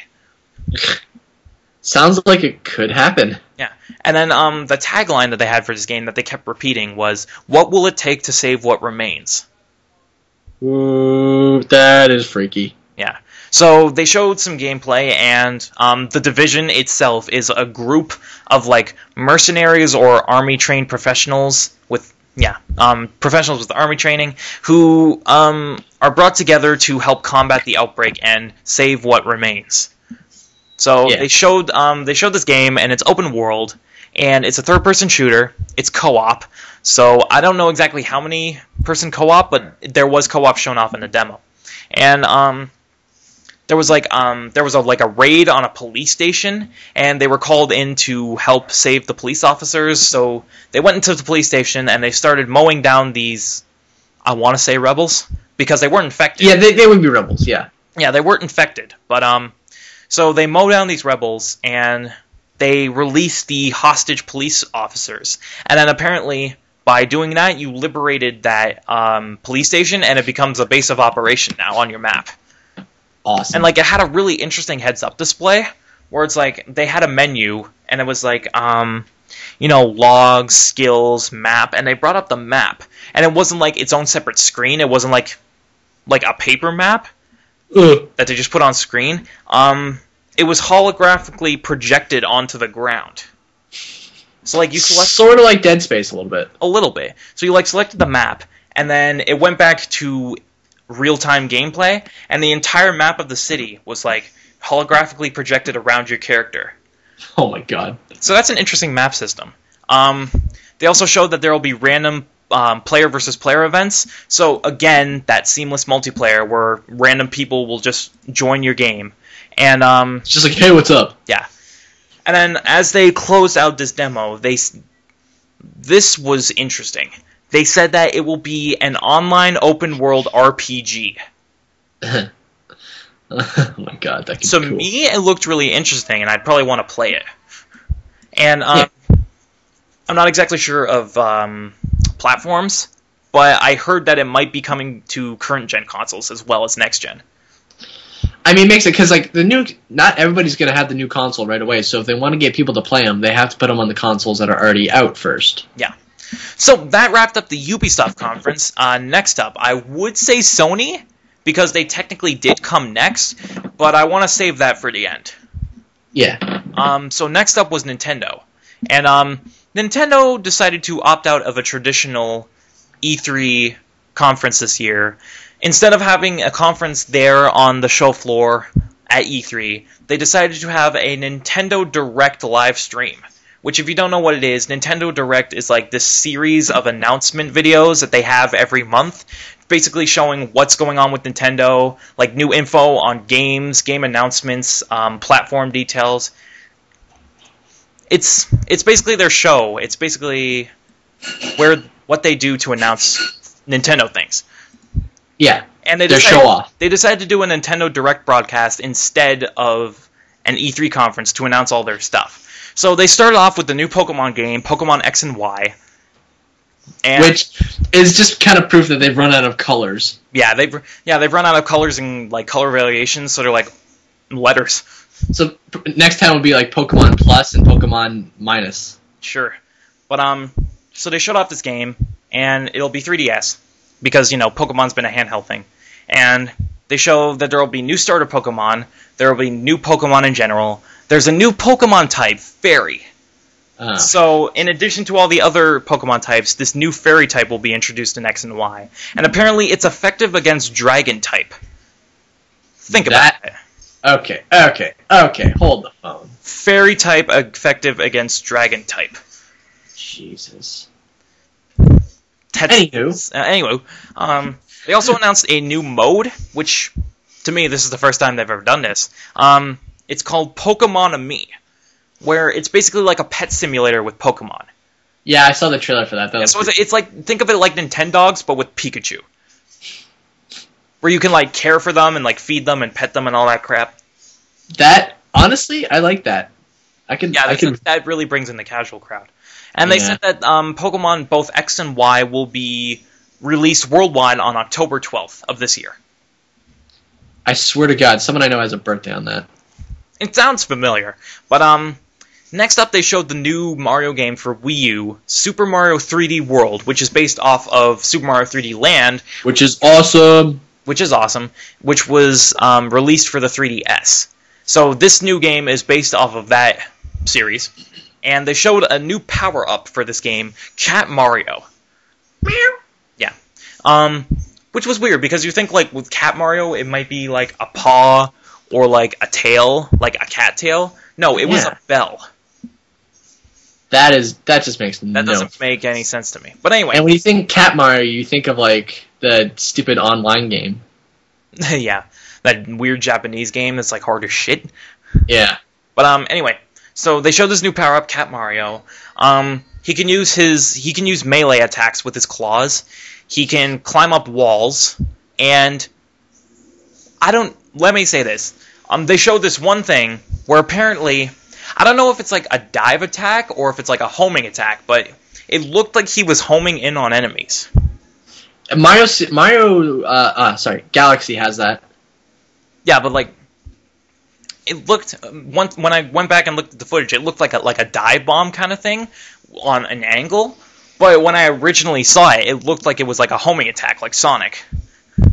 That's not a new thing to Mario. Galaxy introduced that, so I guess they're just carrying it over to the other games. But really, Mario Galaxy was kind of like a secret move too. It was like spin and then ground pound, and then it'll home in on enemies. It wasn't like a standard move. Yeah, they never wrote about it in the instruction books. Not that anybody ever reads those.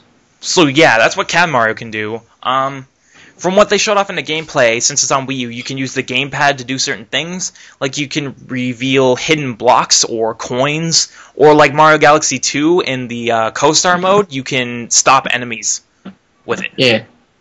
And they said that there will be 4 playable characters. There will be Mario, Luigi, Peach, and Toad.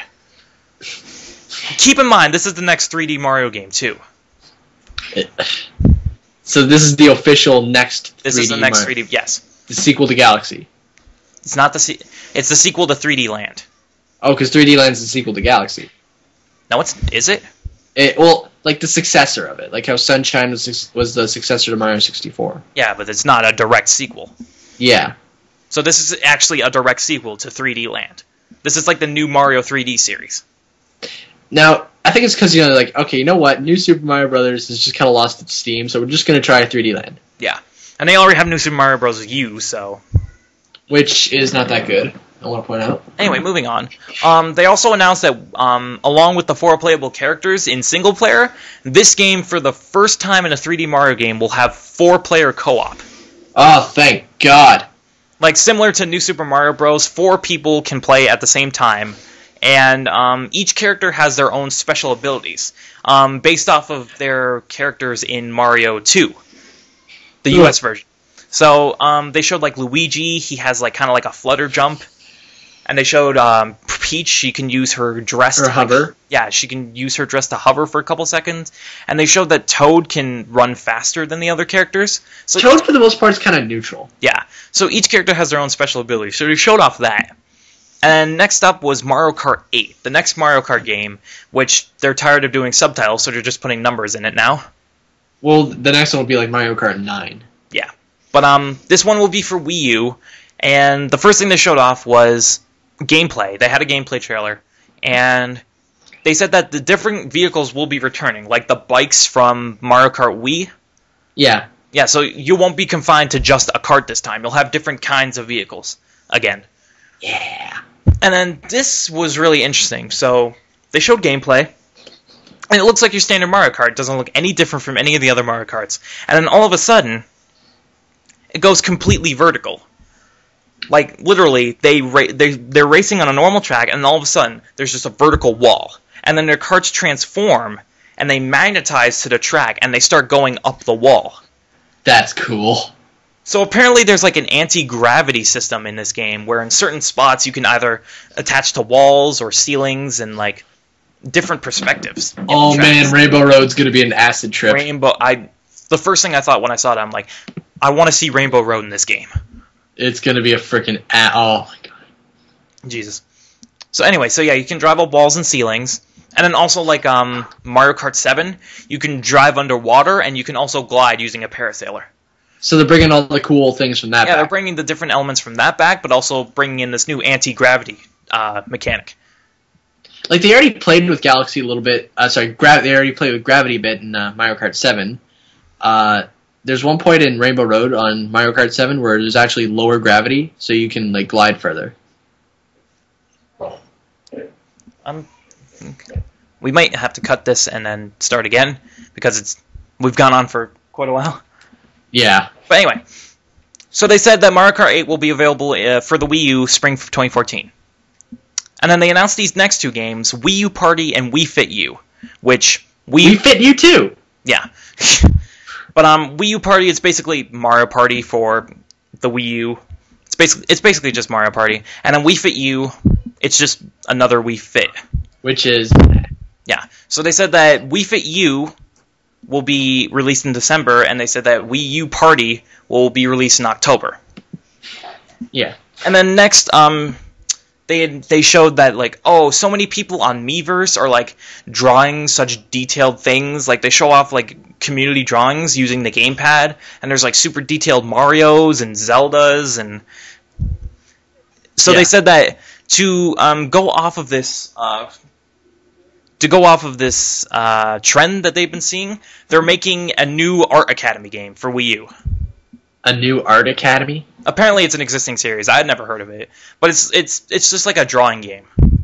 Where like basically an entire game based around drawing things on the gamepad, and they give you all these different tools like pencils and colored pencils and pastels, and you could draw anything using the gamepad and then post it to the Miiverse.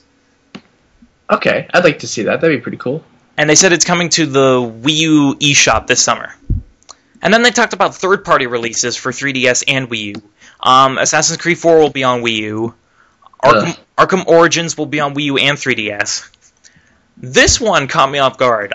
Deus Ex Human Revolution Director's Cut, which is a re-release of Human Revolution from 2011. Yeah, I heard about that too. I actually have, and my sister played all the way through. So they're re-releasing this. They announced it in Nintendo's Direct broadcast, but they also said it's going multi-platform too. But I'd like to see that. Anyway, other third-party releases: Disney Infinity for Wii U, Just Dance 2014 for Wii U, Rayman Legends for Wii U, Scribblenauts Unmasked for Wii U and 3DS. This is a DLC for Scribblenauts Unlimited, where basically they're bringing in DC comic book characters. So like Batman and the Flash and Green Lantern and all that crap. Splinter Cell Blacklist will be for Wii U. Sonic Lost World will be for Wii U, which is the new Sonic game. The first in Sega and Nintendo's exclusive partnership. And then Watch Dogs will be coming to the Wii U too. Watch Dogs! So yeah, that was what they announced in terms of third-party releases. Then they talked about The Legend of Zelda Wind Waker HD, which they announced this before in another Nintendo Direct broadcast that they're remaking Wind Waker for the Wii U in HD, and they showed actual footage of it. It actually looks really good. Wind Waker was a cool game, but I feel that Nintendo is kind of overdoing the remakes too much in place of more original content. Meh.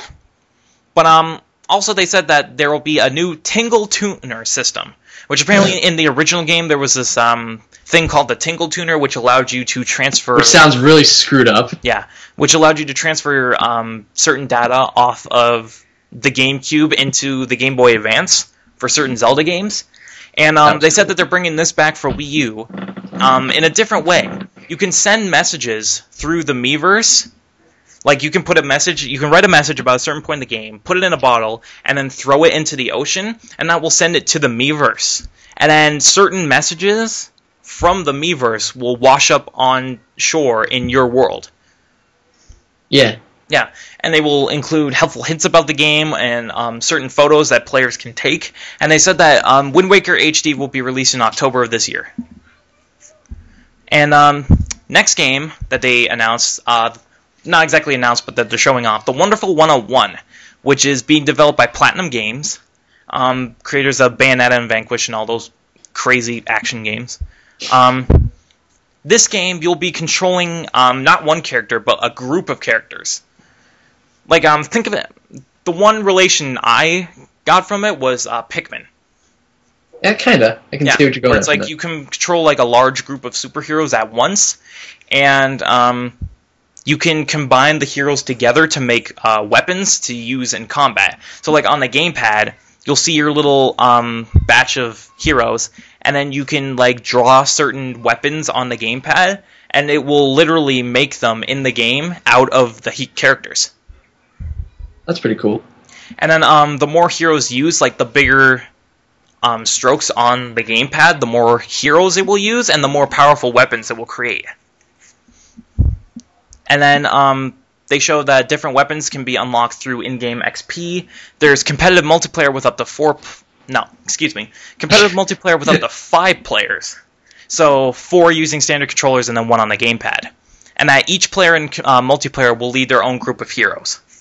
That's awesome. And then this game will be released on September 15th. Next game they announced was a new Donkey Kong Country game, Donkey Kong Country Tropical Freeze, which is the direct sequel to Donkey Kong Country Returns.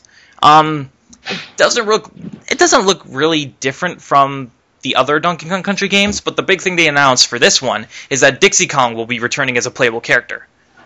Yeah. So, also, I'm not sure if Donkey Kong Country Returns had underwater levels. Oh, sorry, what? Did Donkey Kong Country Returns have underwater levels? I didn't get far enough in the game to tell you. Well, I'm not sure, but the one thing I saw was that there are underwater levels in this new game. And since they showed that Dixie Kong can return as a playable character, they announced that you can use any combo of playable characters you want. So you can use like Donkey and Diddy, or you can use Diddy and Dixie, like Donkey Kong Country 2, or you can use Donkey and Dixie. So you can like mix and match. And they showed that, you know how Diddy Kong has his jetpack, which you can use to like glide for a certain distance? Yeah. Dixie Kong will have basically acts as a double jump. Yeah. Which, you know, Donkey Kong Country doesn't have, and it would probably make the game a whole lot easier. Oh, fuck. That would have made the game so much. God. Yeah, another thing they mentioned was that there are dynamic camera angles in certain parts of the level, where like the camera will not only be 2D like side-scroller view, but in certain areas it will like pan around things or like zoom out to show you the environment. Yeah. And they also said that the new enemies in this game will be Vikings. Like Vikings from the Arctic. That's where Tropical Freeze comes from. Wow. And they said that this game will be released for the Wii U in November. Next up was Bayonetta 2, which they already announced before. This will be a Wii U exclusive, and it's being developed by Platinum Games. Yeah. It's a direct sequel to Bayonetta, obviously. The one thing, it didn't really look a whole lot different from the first Bayonetta, but the big thing that they announced was that Bayonetta was redesigned for this game. That's pretty cool. And her new design, she has shorter hair and she has a new outfit. Because in Bayonetta 1, she had like a long ponytail that basically went down to like her calves. In this game, she has like short hair. Yeah, I don't really get that. Yeah, that was the big thing that they announced for this game. It's like Bayonetta is being redesigned. And this game's coming out in 2014. This next game, not too sure what to say about it. So they start showing this trailer, and it says that it's being developed by Monolith Soft, which they develop the Xeno games, like Xenoblade Chronicles and that kind of stuff. Yeah. And it's an open world game. It has large monsters. There are mechs that you can control, and the mechs can also fly around the environment. So that's like a transport method. And they said that people are speculating that this might be a new Xeno game because they announced the working title is just X. So that means they'll probably just give it a cool name later. Yeah, and this looks very similar to like Xenoblade or Monster Hunter. And they said that this game's coming in 2014. Yeah. And then the last game that they announced, which was the huge one, was Super Smash Bros. Which Everybody's going nuts for that. They announced last year that there was going to be a new Smash Bros. Game for Wii U and 3DS, and they actually showed off actual gameplay.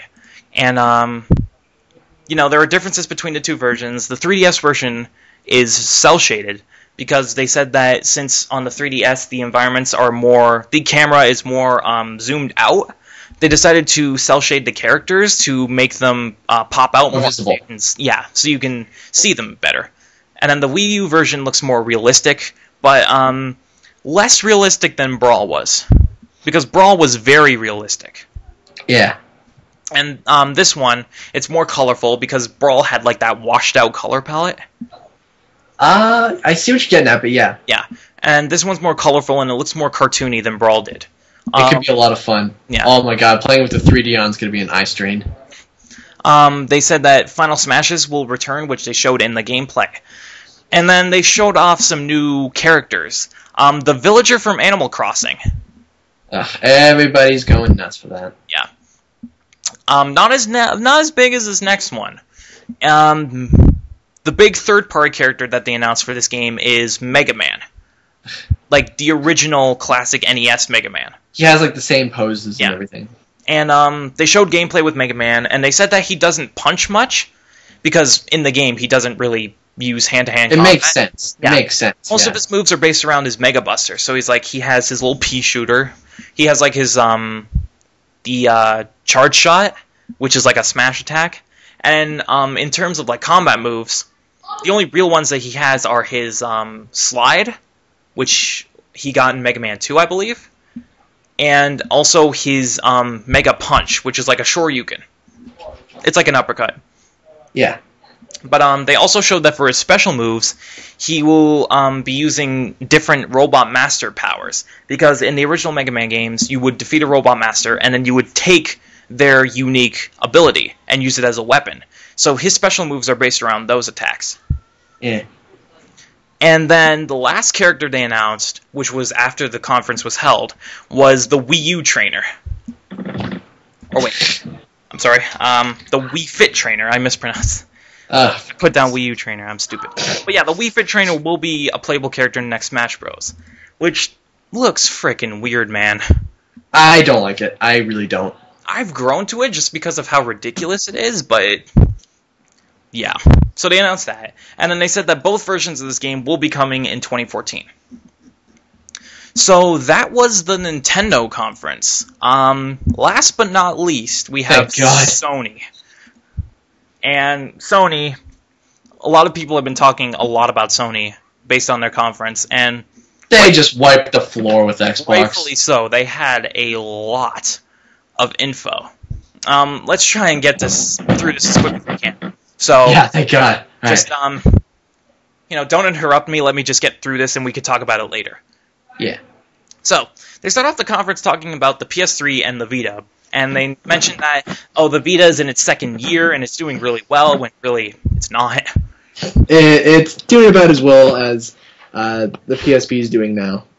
But they said that there will be 85 Vita games by 2014.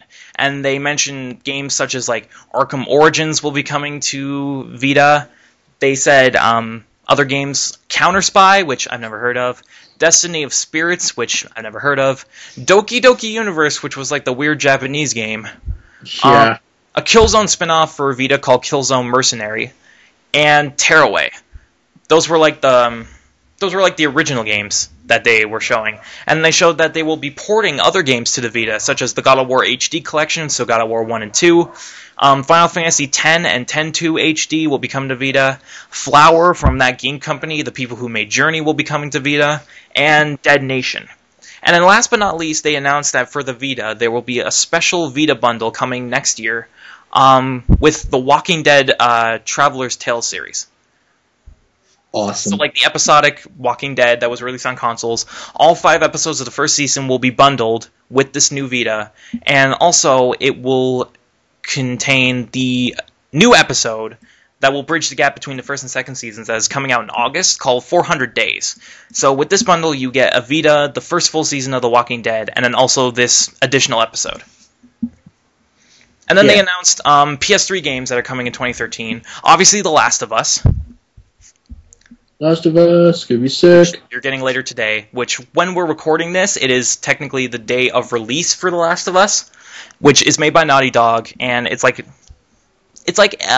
post-apocalyptic world with infected. So, you know, a lot of people are saying it's a zombie game, but I'm not too sure about that. It's debatable.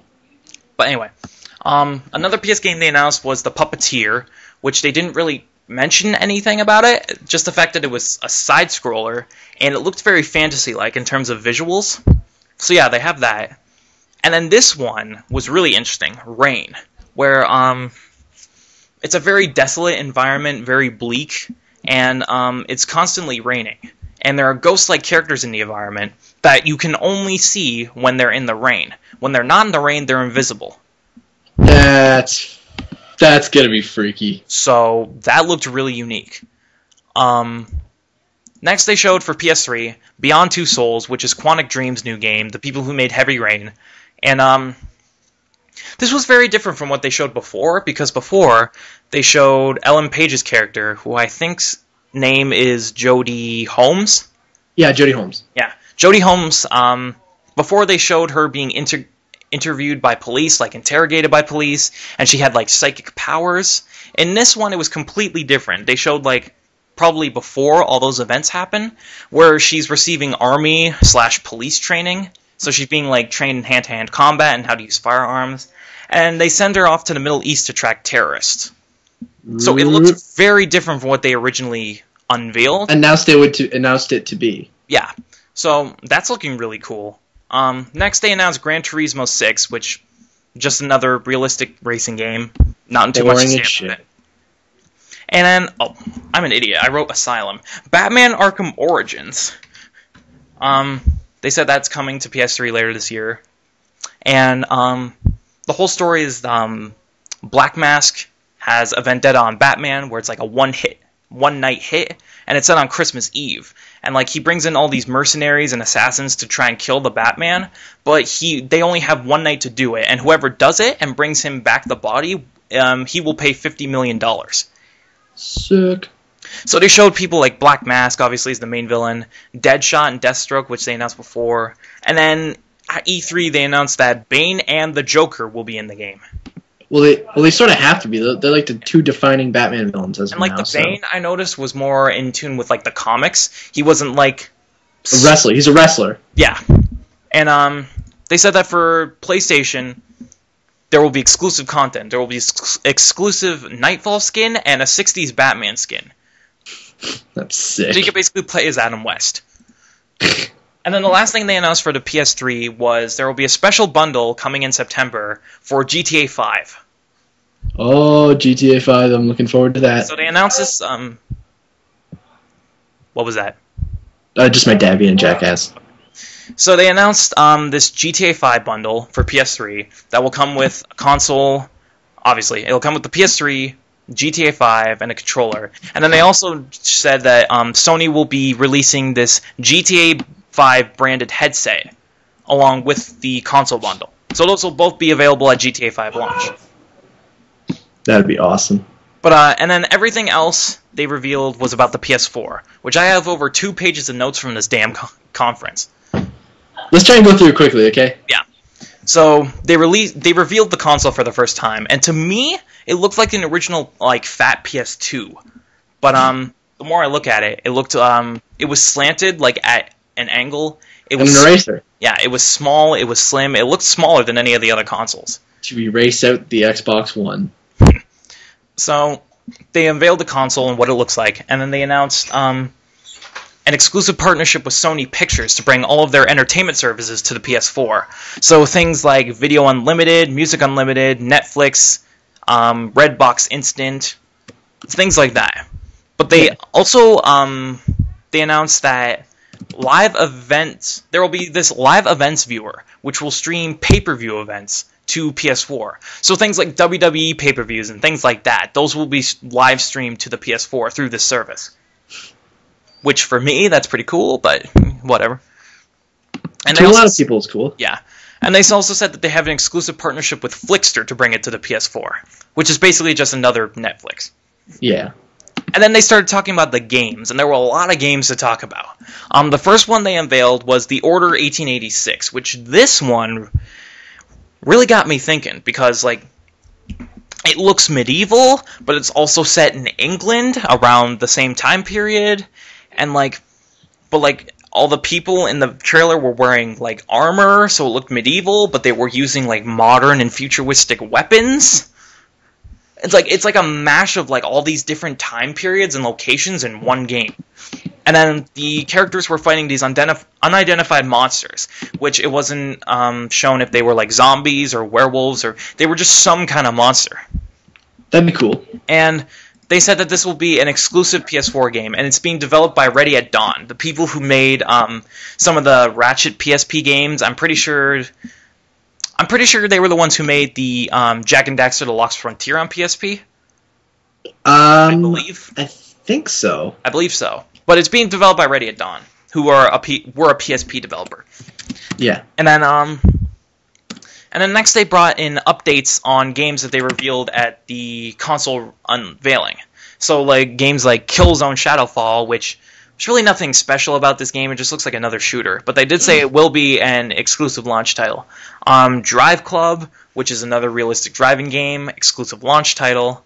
Knack, which was like the quirky little cartoony platformer that they showed. Nothing really new about it here. And they said it is an exclusive launch title. The big one that they showed out of all these already announced games was Infamous Second Son, which is, I want to say, like a spin-off to the Infamous series. It's still being developed by Sucker Punch. But they showed like a trailer with some gameplay, and it revolves around two brothers. One is a superpower vigilante, like Cole was in the first two Infamous games, and then the other brother was a cop. And it's set in the city of Seattle, and the cop brother is trying to get the other brother, who the city claims as an eco-terrorist. It was either eco-terrorist or bio-terrorist, I don't know. But they're trying to get him into the city, which is on lockdown. And they showed some new powers for this character, where it's like, he went in for like a running grapple attack, but he teleported through the dude and then grappled him from the other side. Yep. That was pretty good. That looked pretty cool. And they said that this would be an exclusive title. They didn't say it would be a launch title, but it's coming in the first quarter of 2014. So, yeah. And then Quantic Dream came out, and they showed a tech demo that they've been working on for the PS4. It's not a game or anything, but it's just a tech demo to show what their engine can do on PS4. It looked photorealistic. Like, the graphics on this were amazing.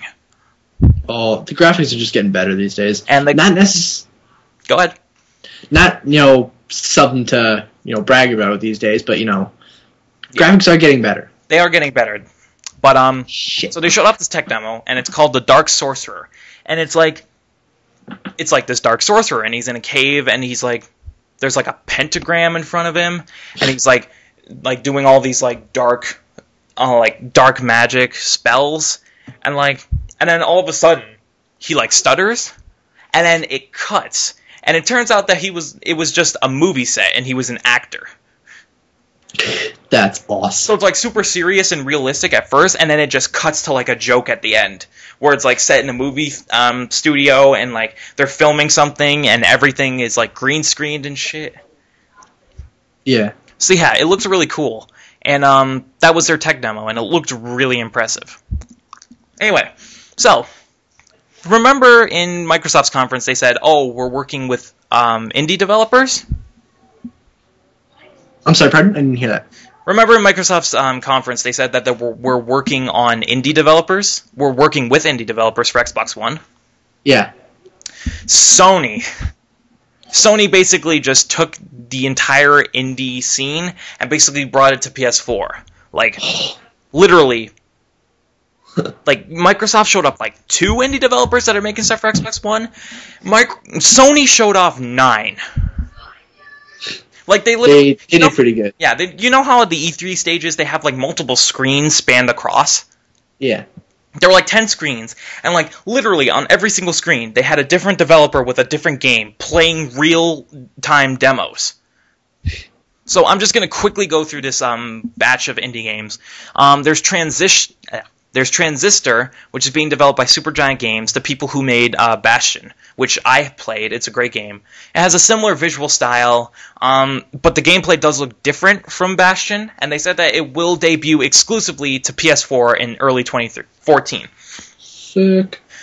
Next, they announced Don't Starve, which is being developed by Clay Entertainment, which I didn't know at first. They're the people who made Shank and Mark of the Ninja, which are on Xbox Live, and they're great games.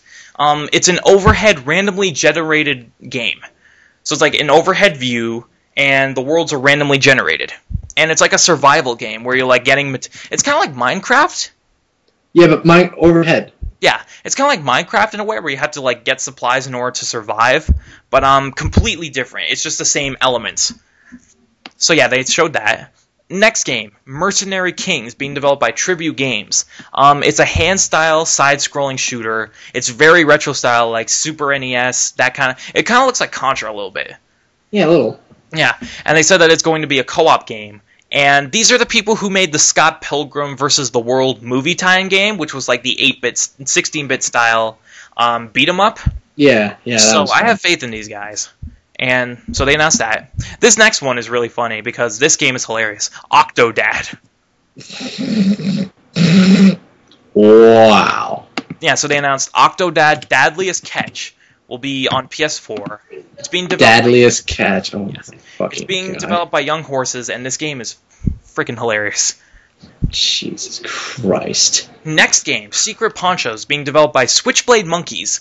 They said that it's a Western-style game, so it has like similar to like Red Dead Redemption. It's like a spaghetti Western universe, and it's a twin stick shooter. A twin sticks shooter? Yeah, so like one of those games where it's like kind of like overhead, and you control your character with the one stick, and then Okay. Yeah. Think of it like Dead Ops. Yeah, that's what I was thinking. Yeah, so it's like a twin stick shooter. Anyway, next game, Raise the Dead, developed by Ragtag Studios. It's a strategy game where you resurrect a zombie army to figure out how your character was killed. That's You awesome. basically go around graveyards and you resurrect these people as zombies to form It's like, hey, what happened to me? to form an army to figure out what the hell happened to you. So next game, Outlast, being developed by Red Barrels. It's a first. Think of it like Amnesia or Slender. It's a first-person survival horror game through the view of a camera. Oh my God. And this is an indie game. Cloverfield. This is an indie game coming to PS4. It's very similar to Slender. Next game, Outworld, being developed by Outworld Inhabitants, which is apparently a remake of a really old game from the PS1 era. I think I've heard of that. I never heard of it before. But apparently this new Oddworld is a remake of the original that is coming exclusive to PS4. Sick. And then the last game they showed was Galaxy. That's Galak, capital Z. Galaxy. Yeah, Sick. Galaxy. Being developed by 17-Bit Games.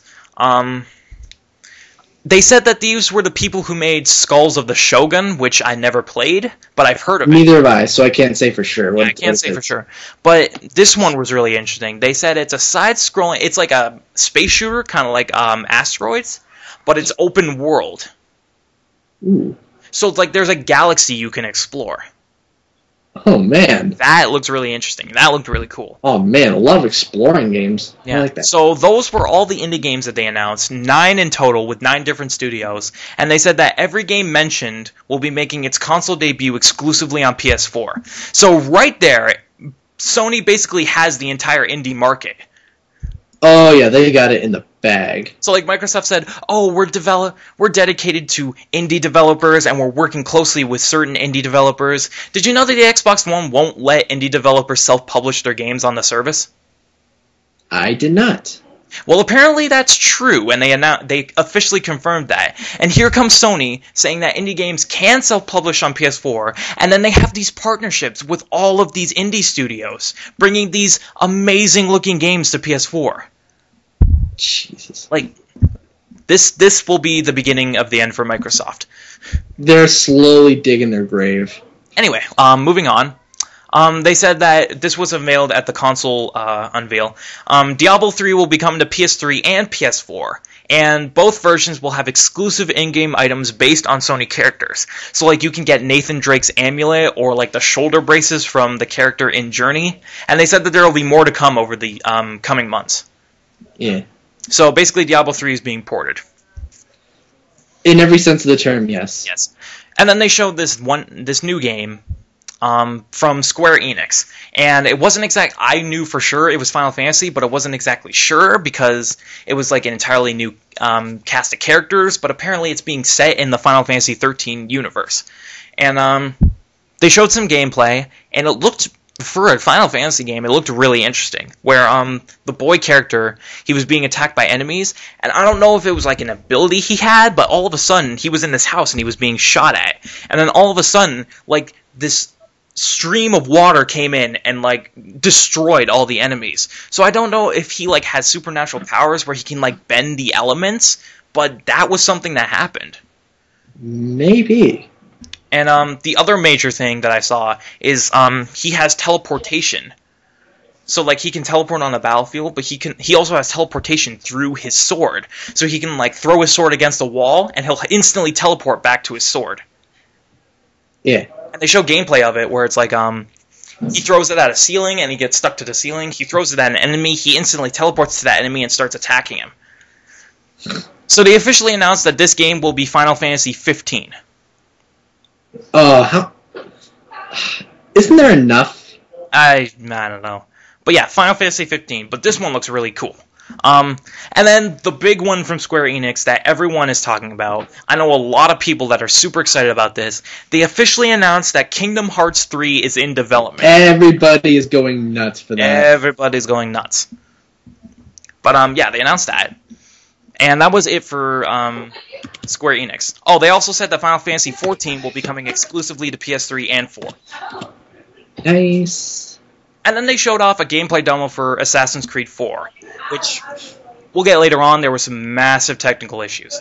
But, you know, it's in the era where pirates were common. So you have pirate assassin Edward Kenway. It's set in a Caribbean island. Which they already kind of touched upon briefly in Assassin's Creed 3. In the gameplay, they showed Edward Kenway tracking down another pirate, and so he was like it was like stealth gameplay. Like he was sneaking in the jungle through like giant leaves, and he was like climbing in the jungle trees, tracking this guy down. And then eventually he takes out these pirates, and then an opposing enemy force comes up on the shore with like an armada of ships and starts attacking the docks. So he parkours across the docks onto a ship. Yeah, parkour. And Sorry, I have to do that every time. Parkour. So he parkours across to the destroyed docks to his ship. And this is where naval combat returns from Assassin's Creed 3. And so they showed off some naval combat. It looks pretty similar to Assassin's Creed 3. And then he boards an enemy ship. And this is where the technical issues started. Throughout the entire demo, there were certain parts where the game would lock up. Like, it would lock on a single frame for like 3 seconds, and then the game would like try to catch up to it. Which is not good. Which is not good, especially when you're running it on PS4, which is supposed to be the next-gen console. This might be a problem. Yeah, if we're just going to have that the whole time, then Yeah. Just But yeah, so there was constant lockup, and then it got so bad at the end of the demo. There was a cutscene at the end of the demo, and it locked up so bad that they had to cut the demo entirely. Jesus. Which does not look good. This might be an issue. No. Like, If you're an indie developer, you're screwed. yeah, like if this is a common occurrence on PS4, it might be in trouble. Oh, console wars. Anyway, moving on. The next game they showed was Watch Dogs, and they actually had a new gameplay demo for it. Aiden Pierce, sorry, mispronunciation. Aiden Pierce, he was avoiding police. He was trying to avoid police so they wouldn't, because they were tracking him. So he was trying to avoid them so they wouldn't catch him down. And you can hack certain areas for hiding places. So he was in a tunnel and there was a gate in the tunnel. He hacked the gate so he could hide in this little parking lot, and the cops just completely missed him. So it's bringing that hacking element in. Basically, you can hack anything electronic. And then they showed that he was trying to get his ally, which is a guy named I think it was either T-Bone or T-Dog. Yeah, he was an ally of Aiden Pierce, and he was trying to get him out of this building with some useful information. And there was a patrol outside this building, and so Aiden hacked the security cameras, the surveillance system, so he could guide T-Bone through the environment. Yeah. Yeah, and so he guided his ally to safety, and then they showed that the police were onto him, so he had to escape. They showed that another player can assist the player in game using smart glass. So a guy on screen had smart glass again, and he marked down this helicopter, and he basically destroyed the helicopter with it. That's pretty cool. Which was cool. And then at the end of the demo, he gets caught by the police. And so, he lifts his hands up, but he still has his phone in his hand, right? It's ooh, what's he gonna do? He caused he caused a city-wide blackout. So the entire city of Chicago went dark, so he could escape. And then he got on a boat after dispatching the cops, and that's where they ended the demo. Every time I see this game, it looks more and more amazing. I guess only time will tell how good it actually will be. Dude, it's gonna be Game of the Year. I trust you. It will be. It will probably be my Game of the Year. But then they said that the PlayStation 4... Well, they didn't exactly say PlayStation 4. They said that PlayStation on Watch Dogs on PlayStation will get 1 hour of exclusive extra gameplay. Oh, wow. So, other fucking... My bad. Other people have been doing this lately with games where, a certain console will get extra gameplay for some reason. I don't know. It's kind of unfair to, everyone else. It's like F you too. I mean, it's only unfair unless you don't have the system. Yeah. But anyway, next they showed NBA 2K14, which who cares? Let's skip it. Screw it.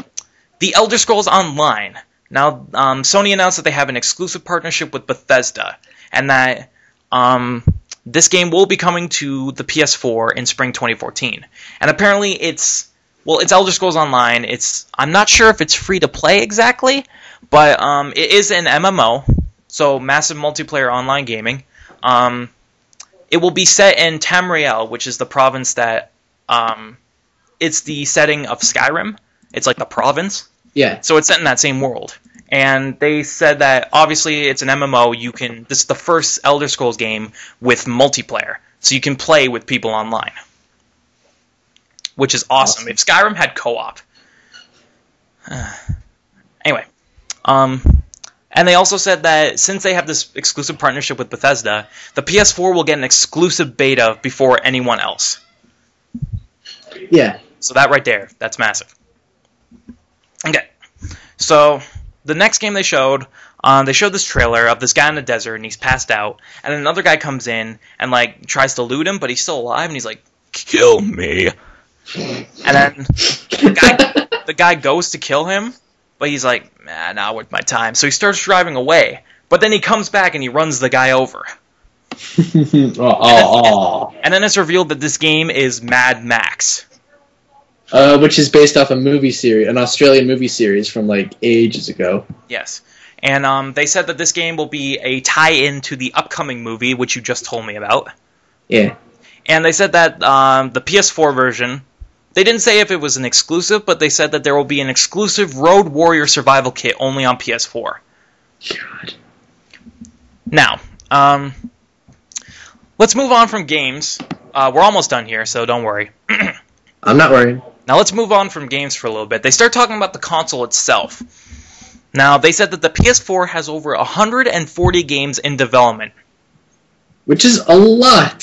For, like, a new system, that is a lot. And they said that over 40 of them will be PS4 exclusives. Which, right Nice. there. Microsoft Which said, tells you. Yeah, Microsoft said they had, like, 15 exclusives. Microsoft. Sony has over 40. Oh my god. Oh my And now- god. Okay. Wiping the floor. Okay. Here is basically where Sony cleaned house and basically won E3. Now, strap in. This might be, you know, some big info for some of you who aren't following E3. This might be some holy shit kind of news. So this guy's going. I think his name is Jack Tretton. I think he's the CEO of Sony, and he's going on about PS4. We're all about the games, and we're all about connecting people to their games and with each other. And then, possibly one of the greatest E3 moments of all time, he literally says, word for word, PlayStation 4 supports used games. And the internet loses its collective shit. He said that. He said that one sentence. PlayStation 4 supports used games. The crowd in that arena went nuts. Yep, see what I mean by losing collective shit? They literally went nuts about this. Because Microsoft announced with the Xbox One, it's such a hassle for used games because each game has to be linked to an account. So, like, existing copies, once it's linked to an account, are useless. And, like, the only way you can share with people or the only way you can buy a used game or actually play it is if you pay an extra fee to activate that on your account. So everyone's like, ugh.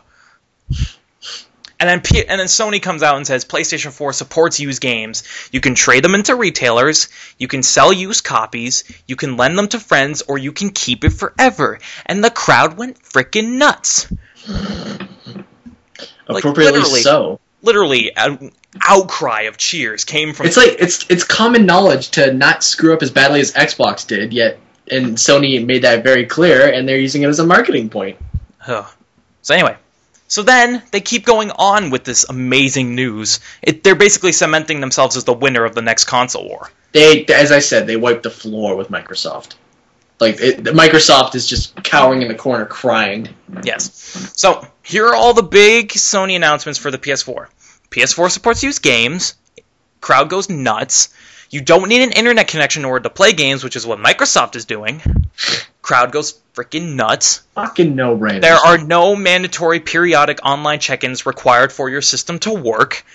Freaking nuts. And then, so basically right there, Sony just won. Sony destroyed Microsoft. They've already won the next console war before it even starts. They win E3 in these three announcements. But they keep going, as if there's not enough good news. So, these things, they've been announced already. You can play games, digital games, as they're being downloaded, which is what they unveiled at they announced at the console reveal. There is now cross-game voice chat, what the PS3 didn't have. Yes. Oh, sorry, yeah. I'm expecting you to react to this. There's been a revamped friend system because the friend system on PS3 is ass. There's the share button on the controller, which is like, you know, it's like you can share gameplay clips with friends, or you can upload to social media, or you can live stream it through Ustream. Tell your dogs to shut up. Well, they're outside, actually. The window's open. Oh. Fuck it. Anyway, so that's already been announced. And then they go on about PS Plus. Now, PS Plus is their premium service. Excuse me. It's like Xbox Live. But with the PS3, you didn't need PS Plus in order to play online. Online was free. PS Plus was just a little extra thing if you wanted to try it out. Yeah. So, they said that PS Plus memberships will carry over to PS4. They said that PS Plus members will get Drive Club for free. So, like, one of their exclusive launch titles, PS Plus members will get for free. Yeah. PS Plus members on PS4 will get one free game a month. And they, remember that smorgasbord of indie games we mentioned earlier? Three of those will be free for PS Plus members. Nice. Sony, you're winning so hard right now. Stop. It's not even funny, almost. Like, Microsoft is beaten to a pulp. Just stop the abuse. It's like, what caused them to fuck up so badly? Money. Well, yeah, true. Anyway. And then they also said that there will be a cloud gaming service coming in 2014, which will allow you to play PS3 games on PS4, streaming it through the cloud. Microsoft does not have any backwards compatibility at all, so the fact that Sony has this for PS4, just add another check to here, Sony, have another golden star. Or Xbox. Xbox is just like Warsaw at the end of World War II. It's just gone now. Microsoft, what are you doing? You're not getting any golden stars from Teacher. No, you're not. You're just really going downhill. Okay, and then here they thought, okay, we'll save the best piece of news for the very end. So they showed off one more game before the end of the conference, which was Destiny, which is being developed by Bungie. It's their first post-Halo game. It's set on Earth, which I was interested about because, like, not Earth, like Bungie. I hear you. Bungie's Earths are never actually Earth. Like, they're completely different. But anyway, so this game, again, has seamless co-op. Random characters will show up in your game. It shows the use of equipment that Halo didn't have, like the Ghost, which is like kind of like a flashlight thing, which will navigate you through dark areas and like find light switches. There's a leveling up system with XP, so it's kind of like Borderlands in a way, where the more enemies you kill, the more XP you get, and then your character levels up. There are character classes. I don't know how many exactly, but each character class will have a special ability. Like in the gameplay demo, they showed this one guy who has like this. It's not exactly a grenade, but it's not exactly. It's weird. It's just like a big purple explosion. I don't know what to call it. There will be loot drops. So in these loot drops, you can get different weapons and equipment and money and such. There will be different weapon classes and types. So like each weapon will be classified under a certain type, which is cool. Weapons will actually have their own individual levels. So not only will your characters level up, but your weapons will as well. So it's kind of like Ratchet and Clank in a way. Yeah, a little bit. Where weapons over time, the more you use them, will get XP. There will be random encounters with other players, like I said. Random players will show up in your game. And then every now and then you'll run into random public event challenges, which are like... Bungie said that the world has almost unlimited random encounters. So like these public events, they will just show up out of nowhere, and there will be certain challenges like destroy this group of enemies or like infiltrate the stronghold. And they showed one of these happening in the demo, which was really cool. And they said that this game will be coming to, well, PS4, but it's also coming to all the other consoles. Like it's for Xbox 360, Xbox One, PS3, PS4, and PC. And Destiny will be coming in 2014. So that was the very last game showed in the E3 conferences. And now, the final touch, like the cherry on Sony Sunday under the shit that is Microsoft right now. They announced that the PS4 will be available this holiday for $400. Which is $100 or so cheaper than what the Xbox is pricing. So, let me get this straight. PS4 has just as many good exclusive games as the Xbox One does. It does everything that the Xbox One already does. It gets rid of all the stupid shit that I don't want, like the switching between TV and all that crap. Thank God. It supports used games. You don't need internet in order to play games. You don't need to check in online for the system to work. There's backwards compatibility through the cloud, and it's $100 cheaper. Who won this? Right there. Right there. This entire conference, Sony won E3. Sony's just like, okay, you know what, Microsoft? Go sit in the corner. Go read a book or something. We got this. Fuck off. So, that wraps up this super long special edition of Bearded Banter covering... I am fucking tired right now. Yes. Before we go, let's just have a quick little ending opinion. What do you think of E3 in general, and who do you think won E3? Well, obviously Sony won and Microsoft is just cowering in the corner like a little bitch.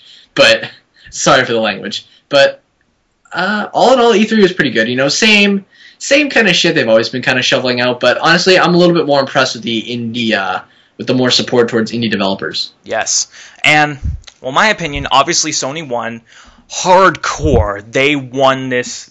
They won E3, and they probably won the next console war before it even starts. Like, so many people are excited for PS4 because it has everything that the Xbox One does.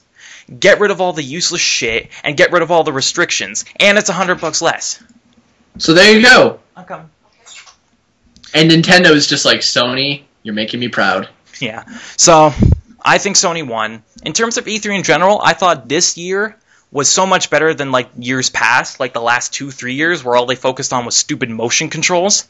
Which is pointless. So I think this year, they, like, tons of games, tons of great exclusive games, a lot of new IPs that look really interesting, and so much support for indie developers this year, it's ridiculous. Thank God. So, that wraps up this super long edition of Bearded Banter covering E3. This episode is well over 2 hours. Thank you for listening in, and just here's all the info if you so crave it. Oh, and by the way, here's an Easter egg if you made it this far. Easter egg. Sony, they won E3. They probably already won the console war. The PS4 looks amazing. The Xbox One looks like shit. We're done. We're tired. We're leaving. We'll see you next week. I'll see you next year. See you guys.